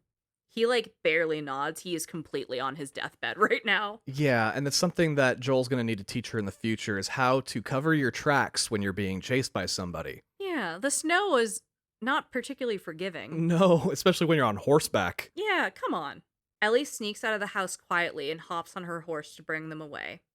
As she starts leaving, one of the men grab her on the horse. Oof. Ellie stabs the guy in the neck, but David's men see her and they're like, he wants her alive, but fuck it. And then they start shooting at her because this bitch keeps killing their friends. And she's 14. Hell yeah. They leap from the ground onto her horse to, like, try and pull her off while she's riding away. And she's, like, screaming, and she's like, fuck you guys! And they're like, kill the child! And she's also, like, trying to draw them just farther and farther away from the house that Joel is in, obviously, to keep him safe. Yeah. One of David's men manages to shoot Callus the horse while she's riding him, and the horse dies, and she goes flying down a hill. Ugh, never the fucking horse. I know! It's fucked! Horses just do not have great fates in video games, I'm finding out. No, it's a bad world for a horse girl. Yeah. Ellie lands and goes, oh shit, and then has to go full stealth to get away from all these motherfuckers. There's a bunch of cabins because it's clearly like a mountain resort near some water. Maybe there's like a lake right there, and she can hide in and run through, and she's like, holy shit, I gotta get away from these people. And she starts edging closer towards a mountain resort. A mountain resort, like a ski resort? No, it's kind of like near a lake. There's not a ton of ski stuff, but I guess lodgy cabins and shit. Okay, maybe like a country club. Maybe a country club. Yeah, I can see that. Okay. Ellie can hear David's men talking about her, that she's the girl from the university that killed so many men. That David wants her alive, but they personally are still very grouchy about all the murders. Okay, so from the university, so these are the raiders that came while they were in the university. Yeah, this is exactly the same people from Colorado that she thought they were, and she's like, God damn it! Got it, okay. Ellie's got limited ammo and a bow and a knife, but in real life, Ashley Johnson is actually really good with a bow and arrow, so she'd be fine. Hell yeah, she's a regular Katniss Everdeen. Yeah. Ashley Johnson actually did like train in archery and became quite a skillful archer in anticipation of The Last of Us Part 2. Good for her. Hell yeah. I mean, the bow and arrow is like Ellie's classic weapon, in my opinion. Oh yeah, and I love archery. Yeah. I've done it a couple times, but every time I've had a really good time. And I have a little natural talent at it, not gonna lie. Well, I was saying this too when I was playing Ghost of Tsushima on our Twitch stream. I'm like, I love video games that you use a bow and arrow, except for Overwatch with Hanzo. Hanzo does suck. That's like not a fun character to play. Yeah. I'm just not good at him, and I miss Scatter Arrow. Like, if I got him in Mystery Hero, I'm like, well, I can do Scatter Arrow. Yeah. It's kind of one trick, but like, it is what it is. Right. I'm a Sombra and Torb main, so I guess I'm kind of a troll, though. That's Right. not a great character set that I have, but it's fine. Everything's fine. Ellie makes her way into a resort, and as she does, David jumps her. He puts his arm around her neck and tells her to calm down, and tells her that he's saving her. Ellie passes out in his arms. Ugh. You know, unless you are asking to be saved, there's no reason to save somebody. Right!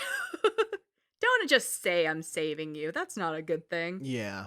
Ellie wakes up in a cage and watches on as she sees a man cut the arm off of a corpse to prepare for dinner. I mean, we started in a cage, and now we are watching a human getting butchered. Yes, this is bad. It's as bad as it can get. Ellie is horrified and starts looking for a way out. David comes into the room with a tray of stew for her and slides it under the bars of the cage. He tells her she should eat and that he knows she's hungry. She asks what it's made of, and he tells her it's just deer. She asks if there's any human meat on the side, and he goes, it's just deer. She calls him a fucking animal and then starts eating because it's true, she hasn't eaten in a while. Yeah. She probably hasn't had meat in ages. Yeah. He tells Ellie they don't have a choice and that Ellie has killed to survive and they've done the same thing. Ellie's like, so now what? You gonna cut me up into tiny little pieces? David said he'd rather not, and then he asks for her name again. David's like, you know what? To be honest, everyone's really upset with you because of all the murders. You have to show to these people that you're good and convince them that they shouldn't kill you. He reaches over and calls Ellie special and puts his hand over hers on the bars of the cage. Ugh, and not in like anything other than a creepy way. Ellie meets his hand and breaks his thumb over the bars. Oh, it's so good. It's so good. She reaches for his keys while he's wincing in pain, and he yanks back and drags her up on the bars to, like, pull her up and hurt her and get his thumb back. Oh, yeah, no, he fucking hits her hard. Yeah. He tells her she's a stupid little girl. He, like, looks at his broken finger, and he's like, what am I supposed to tell the others? Ellie says, Ellie.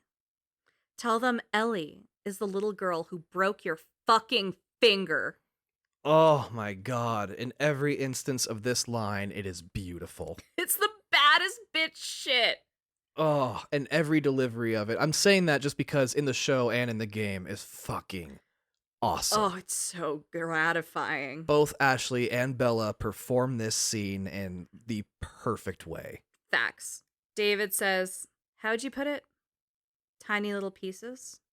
And he walks away to leave her there in the cage. Fucking haunting. Oh, it's so scary. And, you know, one of the big differences between the game and the HBO show is subtlety. Yeah. Now, you know, in the Bill parts, Bill's very gay. We hear a lot more about Bill's story. They're not as subtle. In the game, it is a little more subtle that Bill is queer and had a partner that they broke up and there was some betrayal there or whatever.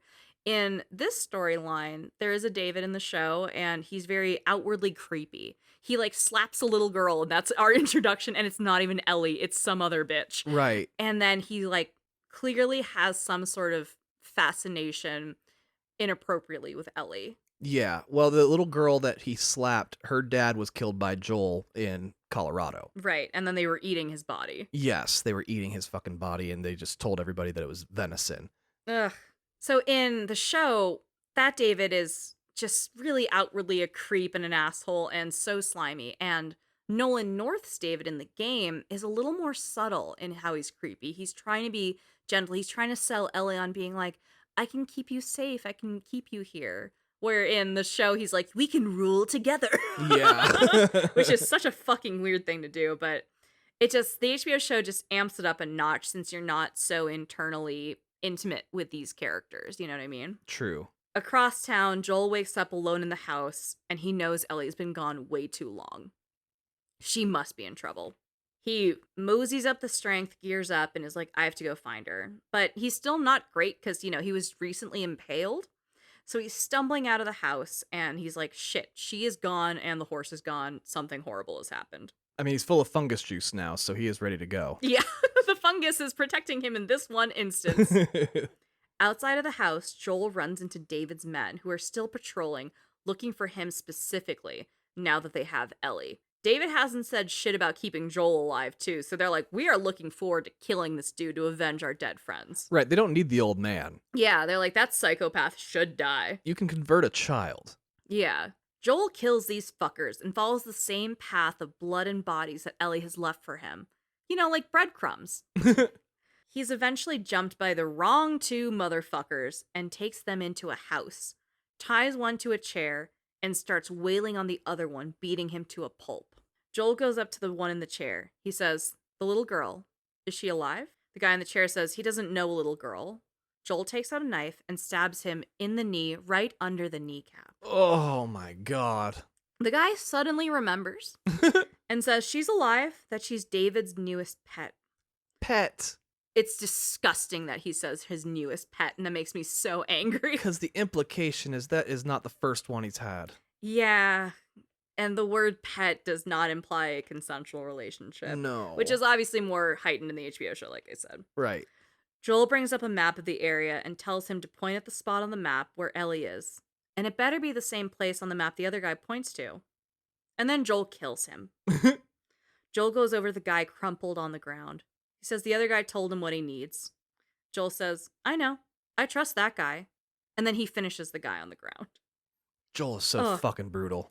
So the guy in the chair is played by Nolan North, but they had to ADR his lines because it sounded too much like Nathan Drake. That's so great. Which is exactly what Neil didn't want. He didn't want Nathan Drake to show up in this world and be too, fourth wall breaking or anything for anyone.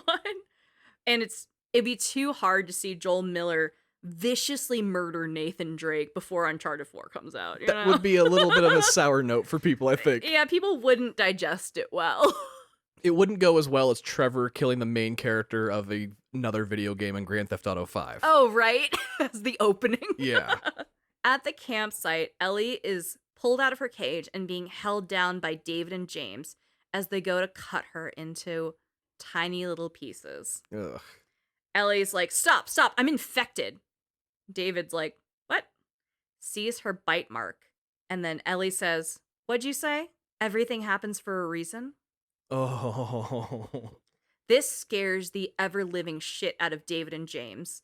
And Ellie takes this opportunity to kick and take the knife they were going to use to kill her and kill James.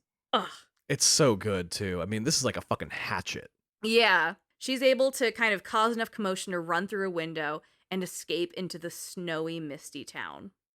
David's men are crawling the streets looking for Ellie immediately, who is like, God damn it, I fucking hate this place.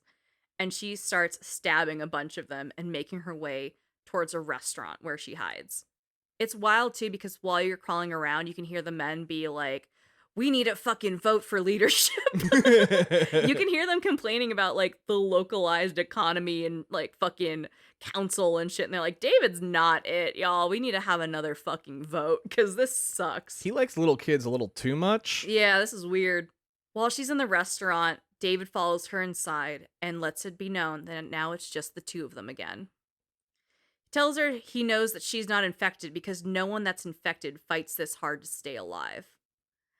This part fucking sucks. Yeah, you were having a hard time with this one. It sucks.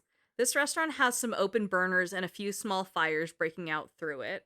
But overall, the restaurant is dark and huge and has broken plates everywhere that make noise as Ellie sneaks around.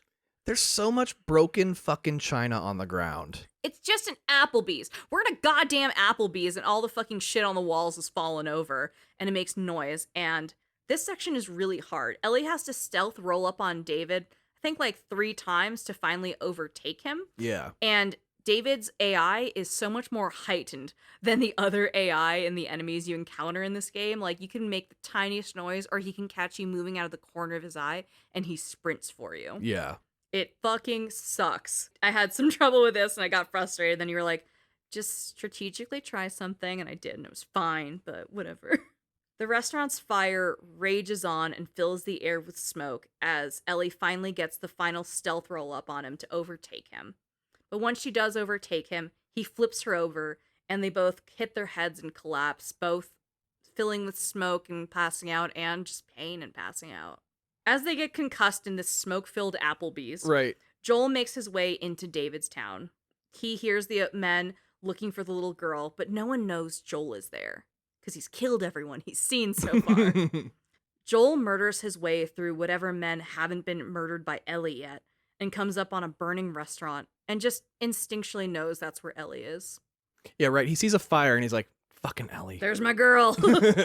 Ellie is passed out on the floor of the restaurant after David flung her around like a rag doll.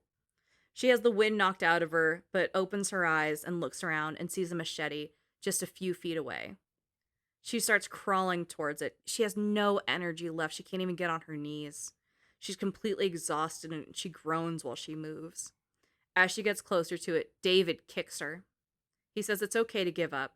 She doesn't respond, but she keeps crawling toward the knife. David says, "Guess not. It's not your style, is it?" Kicks her again. He tells her she can try begging. She says, "Fuck you." David turns her over, gets on top of her, and starts choking her. He tells her she has no idea what he's capable of. Gosh, I mean, it is just... Ugh, this It's guy disgusting. goes to the depths of the worst type of villain. Ellie manages to get her fingers around the machete and stabs David. As he recoils, she flips him on his back, sits on him, and starts stabbing him. She stabs and she stabs and she stabs, and we hear the life escape David in one last gurgle. Ugh. And she keeps stabbing after that. The scream that he lets out is just so blood-curdling and terrified, and also has that sense of, holy fuck, she overtook me and I am dead. It's that fear with the wind getting knocked out of you that's so hard to manipulate. Like, that speaks to Nolan North as a performer straight up. Like, yeah. that is an ungodly noise you can only create in the worst circumstances. It's fear and surprise. Yeah. From behind, Joel comes up and he goes, Ellie, it's okay, it's me, it's okay, baby girl, it's me. And for the first time since he lost Sarah, we hear him say baby girl. Yeah. Ellie whimpers and she's so scared. She says, Joel says it's okay. And with that, Ellie knows she's safe with Joel again. Oh, it's so scary because when he comes and grabs her, she yells, "Don't touch me." Yeah. But, like, it's just, she doesn't know what's going on. And she's not expecting Joel. No. And once she realizes it's the only person who gives a shit about her in this world, she's like, oh my God, okay. We're good. We're good. Joel holds Ellie's face in his hands and he looks at her in the eyes. And they're reunited and then they walk away. I mean, you need to walk away from that. Yeah. Yeah. And, like, they were already going to vote out David anyway, so these guys are probably like, you know what?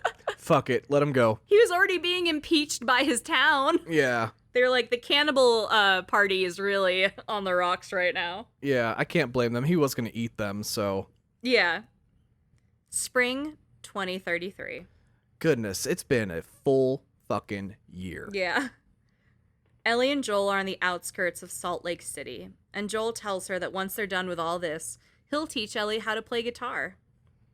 Ellie is distracted and distant and more melancholy than ever before. I mean, they're both different. Joel is a completely different fucking person now. Yeah, so, like, let's take this beat to look at them when we met them. Joel is dark, he's fucking pessimistic, he hates everything, he's a follower, he is just trying to get his back and get out. Doesn't really care for Ellie either.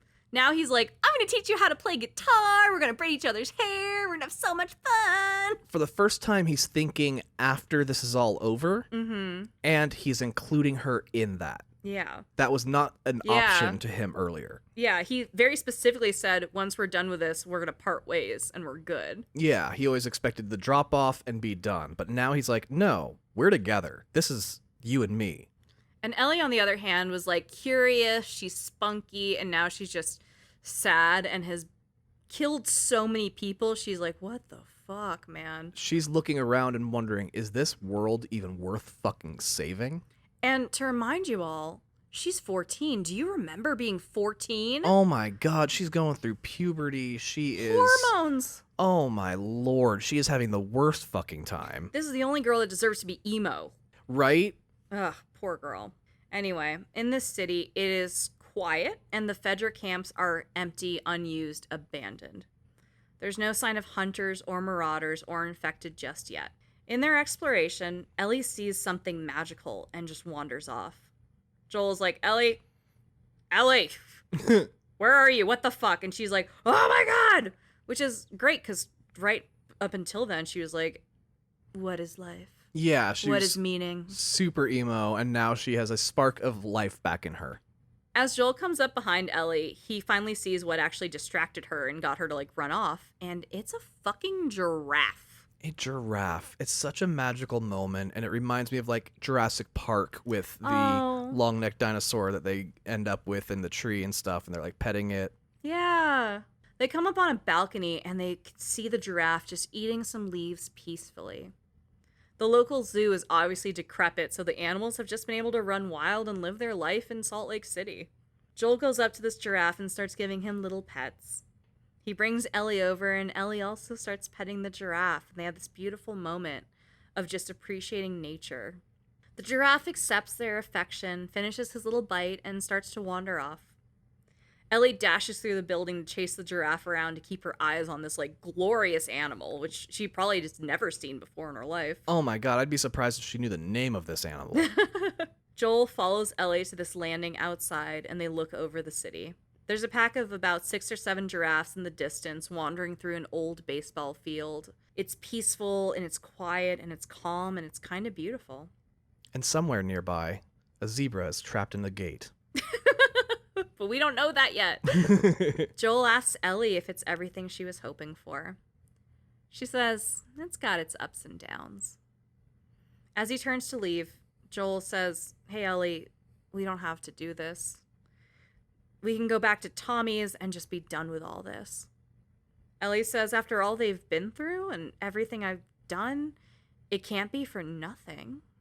She leaves, and Joel is left to accept that she wants to do this, that she wants this trip to have meaning and all the pain and suffering they've gone through to have something at the end of it that was worth it all. Yeah, a lot of people have died. She doesn't want that to be in vain. Entirely. She's murdered so many grown men. Like, yeah. Come on, girl. As they navigate the city, Ellie stops to hand Joel something. She says back in Jackson, she grabbed it, and it's the picture that Tommy had excavated from the Miller home. Oh, the one of the soccer game. It's the one that Tommy tried to give to Joel, but Joel said no. Ellie snatched it and hung on to it all this time. Here, Joel just says he can't escape his past, takes it from her, and thanks her for it. He has grown so much. I know. After this beautiful moment where we see a man who once denied his old life and ran from it, now accepting it in tandem with starting this new life as this new person, we run into a gang of infected down an abandoned freeway, which include runners, clickers, and bloaters. Just all of the above. Because fuck you. Right. Sweet moment, horrible thing. Sweet moment, horrible thing. That's the whole fucking game. How many times have I said, but this moment is interrupted by bunch of horrible things? Yeah, I think there's like 2 bloaters in this section, right? Yes, I died a couple times, but I was like, all right, I'm going to go into this really strategic. Because I went in like guns blazing, like, firebombs! Right. I love a good firebomb, but then I was like, I'm going to sneak around, I'm going to kill everyone until we're just the bloaters, and I'm going to get these motherfuckers. And you're like, go off. But then again, you followed up this double bloater kill and everything with move this ladder over here. We did, yeah. And lean it against this wall and climb up it. The infected horde drive Joel and Ellie deep into like the underground sewers of Salt Lake City, and they get swept up by some rushing water. Again, Ellie can't swim, so Joel pulls Ellie out of the water and she is completely passed out. So he's like, holy shit, and starts trying to pump her chest to get her to breathe again. He doesn't put his mouth on her because, like, CPR is kind of gross, but he does do, like, the right thing without putting his mouth on her. Well, the mouth-to-mouth part is actually no longer a part of CPR. Really? Yeah, there's no longer a breathing into somebody's mouth aspect to CPR. It is just a chest pump now. Oh, well, Joel does that. I don't know if they had that in 2013. I don't know when that changed. I think 2013 sounds right about the time that it did, though. Well, thank you for letting me know so I don't accidentally mouth breathe on someone who's dying. Yeah. As Joel is, like, trying to pump some air back into Ellie, some of the Firefly soldiers come up, guns pointed out at everyone. And he's been in this situation before. Yeah, and he kind of doesn't give a shit. He's like, yeah, I'm fine. We're not infected. She's dying. I need to fucking help her. And they're like, put your hands up. And he's like, absolutely fucking not. I have to save this girl. Joel gets hit in the head by one of the Firefly soldiers as he's trying to revive Ellie, and everything goes black. Sometime later, Joel wakes up in a hospital bed with Marlene over him. Marlene. Marlene! From the early part of the game. Merle Dandridge, baby. And, like, this part frustrated me. Yeah? How the fuck did Marlene get here?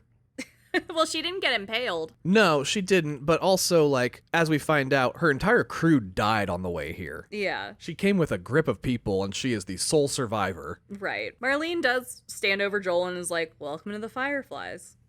Joel asks about Ellie. She tells him she's fine, she's safe, she made it. Marlene asks how they made it across the nation, and Joel says, it was all her. She fought like hell to be here. To your point, Marlene says she had a hard time. She lost almost everything getting across the country. But maybe it was all made to be. Joel asks to see Ellie, but Marlene says no, she's being prepped for surgery. That the cordyceps have mutated inside of her, and that's how she's immune. And they're going to take out the infection to study it and create a vaccine. Joel understands the logic, but says, but it grows all over the brain. Marlene agrees to this. Joel realizes that to create a vaccine, they're going to take Ellie's brain out of her head. And even a dumb man knows you don't do that. Even dumbass Joel is like, she can't live without a brain. Joel tells Marlene to find someone else. Marlene is like, what the fuck? There is no one else. Yeah. That there's no other choice here. Joel does not like this. He says, you keep telling yourself that bullshit. Marlene has a gunman next to her, and she tells him to march Joel out of here, and if he tries to do anything, to shoot him. This was Merle Dandridge's audition scene with Troy Baker, and it's such a badass scene. Really? This was their audition scene? Yeah, like, an interaction in the very back of the game. Yeah, this was their chemistry read. Right. Oh, that's great. They are not supposed to have too much chemistry. Right. Their Clearly. anti-chemistry read. Yeah, there's some tension here. The gunman tells Joel to get up so they can walk out of the hospital at gunpoint. Joel clocks where his backpack is and then stops walking. The gunman tells him to keep walking, but Joel turns around and punches him out and throws him up against the wall. Joel asks where the operating room is. Before the guy can say anything, Joel says, I ain't got time for this, and shoots him in the dick. Oh. He shoots him a second time in the dick, and the gunman tells Joel where the operating room is. Now Joel has his whole backpack and weapons and all of his shit, and he has to make it back to the operating room to grab Ellie. And like I said earlier, Joel has grown so much through the course of this game, and we just had a huge backslide here. He sees Marlene. He's just back in Boston like, all right, let's shoot some people in the dick again. Fucking rage monster Joel. I think I told you I finished the game in one night where I got through like probably a third of the game in one sitting, and the next day, because you went to bed at a certain point, I was like, I'm gonna stay up. I got this. Yeah. I was like, do you remember Joel shooting someone in the dick? And you were like, no, that's like some 13-year-old shit. Yeah. What? And I was like, yeah, he shoots this guy in the dick twice. And you're like, why? He's 50. And I was like, I know. Is it Deadeye and Andrea's playing? Me shooting Micah in the dick in Red Dead, just nonstop. Yeah, basically. So now Joel's got all his shit back. He's out here to get Ellie. And the other Fireflies notice that gunman's dead and bleeding out from the dick, so they're on high alert for Joel. Joel kills his way through multiple wings of this hospital as Fireflies try to stop him so they can harvest Ellie's brain for a cure to the fucking worst thing that's ever happened to humanity. It's fucking wild. And I mean, to Joel's credit too, we heard him say this earlier in the game as well, like right at the beginning when he was talking with Tess, like, we've heard about these cures before. There's been plenty of rumors of like, oh, we finally found the thing. But also now he is being threatened with taking away the one person he fucking swore he wouldn't care about. Yeah. And now he cares about her. And as a result, he is going to murder everybody in order to keep her safe. Well, she is now the only thing he cares about. Yeah. You know? He doesn't even care about Tommy that much. I know. He kind of couldn't give a shit about Tommy. Yeah.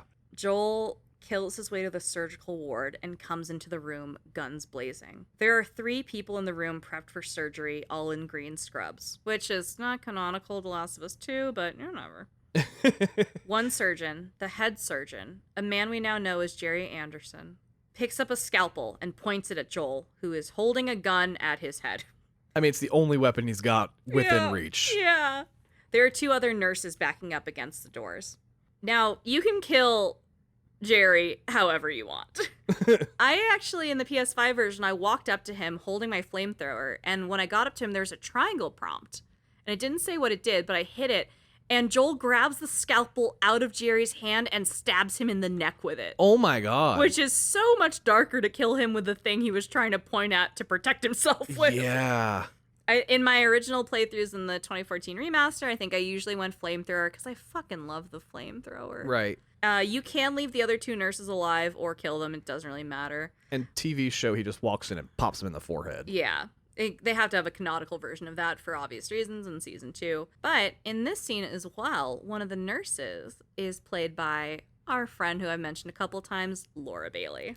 It is. And actually, this scene was the very first time that Neil Druckmann actually worked with her. Like, she'd only done voiceover work earlier. This was the first time he worked with her, like, in body form. With mocap, with right? mocap and everything, and he fell so head over heels for her performance as a voiceless nurse that he said, you will be one of the main characters in the next game. And she was. And she was. She is the other protagonist in The Last of Us Part 2, which is fucking incredible. And Laura Bailey is not plucked out of obscurity. She is a very, very, very talented performer. And yeah. Her Abby performance for the sequel has garnered incredible amounts of awards and nominations and everything. She is brilliant as Abby. And she, just like Merle Dandridge, who we just saw earlier, got to bring these characters over to the TV show. And she does play one of the nurses in this scene in the HBO show. Yeah, she gets to play her exact same character in the TV show that she did in real life. Yeah, so in the last episode, we get the 2 performers that come from the game reprising their roles, which is kind of cool. Yeah. With Marlene and named nurse. Yeah, unnamed nurse. Unnamed nurse. Yeah. I was trying to think of a fun name for her. Couldn't get there. Anyway, it's a whole thing. But Joel looks down, sees Ellie in a full surgical gown, scoops her up, pulls her out of all the machines, and says, I got you. I got you. Joel carries Ellie through the hospital, and she lays limp in his arms, unaware of her second chance at life. She is obviously just under all the drugs, about to literally be cut open. But like opening the game with him carrying his daughter and then closing the game with him carrying his daughter, but very different outcomes. He can finally save this one. This is this is Andrew Garfield saving Zendaya at the end of No Way Home. Yeah, I was going to say, it's that redemption moment of like, no, the last time this happened, I fucking failed. I'm not failing this time. I will burn down the entire world to not let it happen again. Entirely. Yeah. She is passed out, but he is still talking to her, telling her he's getting her out of here, that he's got her, that it's going to be okay. He keeps telling Ellie, knowing she's unconscious, that she is safe because he needs her to know that. Fireflies are shooting at them, saying, can you please leave the cure to mankind behind with you? Right. Please stop.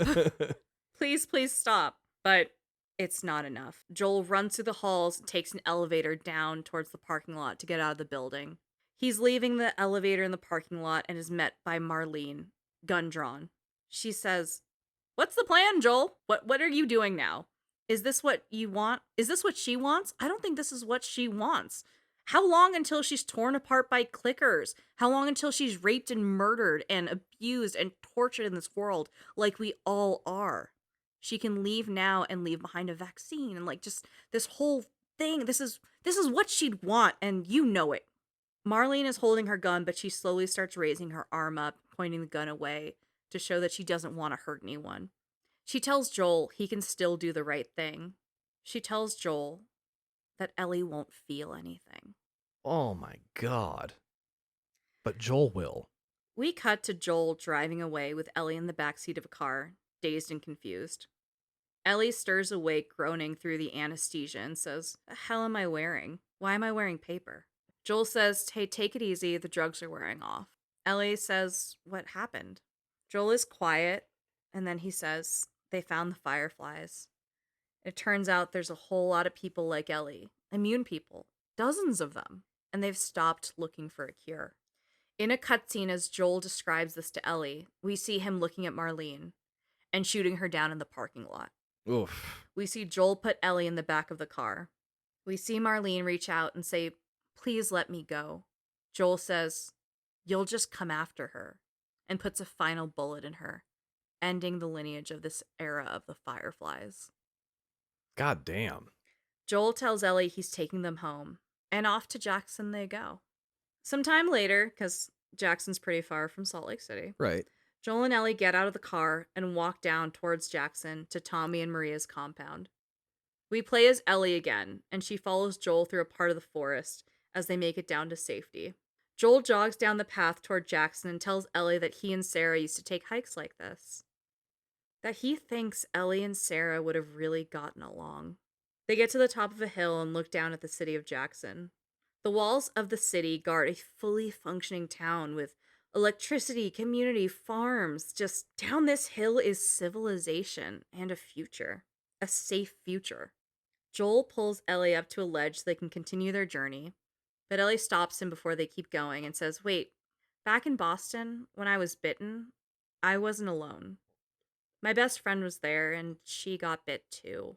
We didn't know what to do, so we said, let's wait it out, and we can be all poetic and lose our minds together. And I'm still waiting for my turn."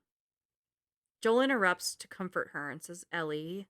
Ellie continues that everyone dies, and her name was Riley, and she was the first. Then Tess. Then Sam.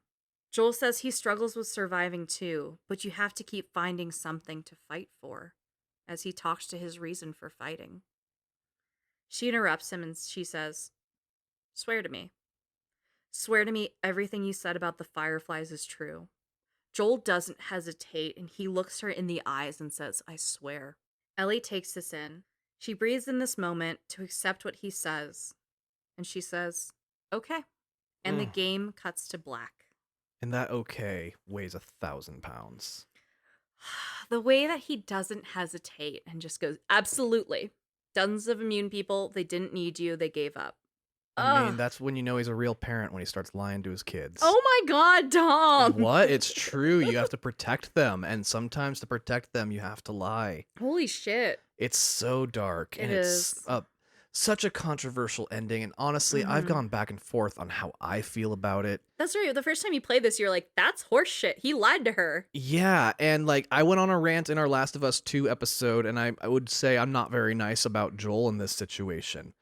Here's what I'll say though, is that Neil Druckmann has done like countless questionnaires on how did people feel about this moment. Yeah.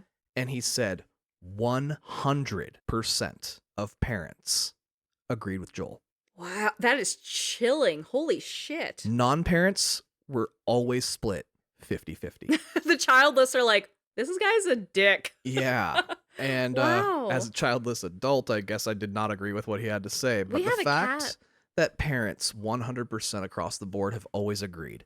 And the other thing, too, is Neil Druckmann, he asked his dad about a certain situation that occurred in Israel one time. There was this soldier who was taken captive by a foreign country, and their prime minister negotiated to release like 100 prisoners they had for this one prisoner. Holy shit. And Neil asked his dad, "Do you think that was the right call?" And he said, "As the prime minister of Israel, that was one of the dumbest calls I could have possibly made. As a father, I would have burned the entire fucking country down to get my son back." Holy shit. And Neil was like, "I have an idea for a game." Yeah, no, that's why Wow. he had Joel make that decision. That's incredible. So yeah, it's amazing to see how he just pulled from his life and the people around him to craft this story, Yeah, that's beautiful. including the actors and everything. So yeah, agree with Joel, disagree with Joel, you know. It's this very, very specific situation that Ellie found herself in as a literal newborn Right. that granted her this immunity. It has nothing to do, like, it's not because she's super special. She didn't like evolve to be immune to it or anything like that. Yeah. She had a freak thing happen that caused her to be immune. And could they have pulled from it? Maybe. Maybe not. Absolutely. But holy shit. Whew, I love this game, but truly, I just want to play 2 now. I don't blame you. God damn. But yeah, no, the puzzling and that gameplay element does drag a little bit.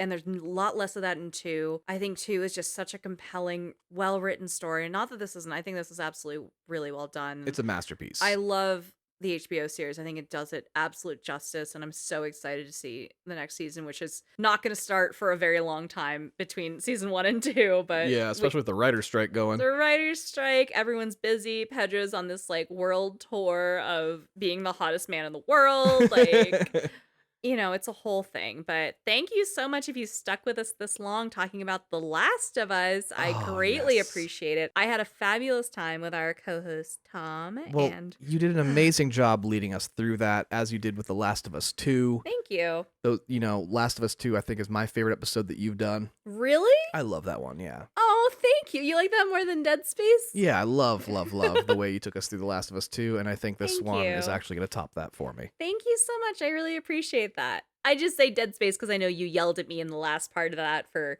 holding out on some secrets. That was a great one. But I really appreciate you saying that. Thank you so much. Now, if you listen to this, you have some opinions, you want to yell at us about Joel and Ellie, you want to actually something, again, our Discord is open and we would love to chat with you. That is linked in the show notes. If you're watching this on YouTube, it's in like the description, all that good stuff. You can also find out how to get there through our website, TheOtherCastlePodcast.com. That's TheOtherCastlePodcast.com. If you also want to hang out with us and maybe ask us questions or just get to know us a little bit better, we do stream on Fridays on Twitch. That's twitch.tv/TheOtherCastlePodcast. Right now, we should be in a Ghosts of Tsushima run. Yes. Getting towards the back half of that game. But, you know, hop on. We talked about our favorite ghost movies one day. I talked about if maybe my dad's the Zodiac Killer. Who knows? I don't. Yep.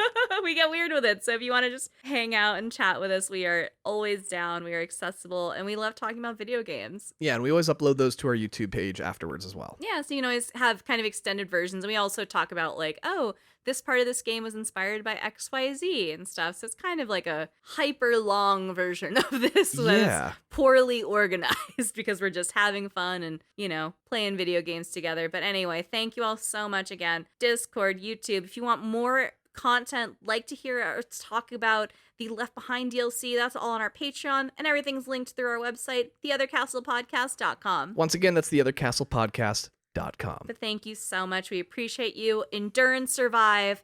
And when you're in the dark, look for the light. Oh, that's very good. Thank you so much, Goombas. Thank you for picking us up in the middle of our off season, and we will be back very soon with season 7. Actually, we're going to have one more of these off-season episodes coming here in a little bit. Another remake? Another remake. Would you kindly drop a hint? You just did. Damn, take a shot. All right, thank you, everyone. And this is Tom and Andrea reminding you, don't skip the cutscenes. Bye!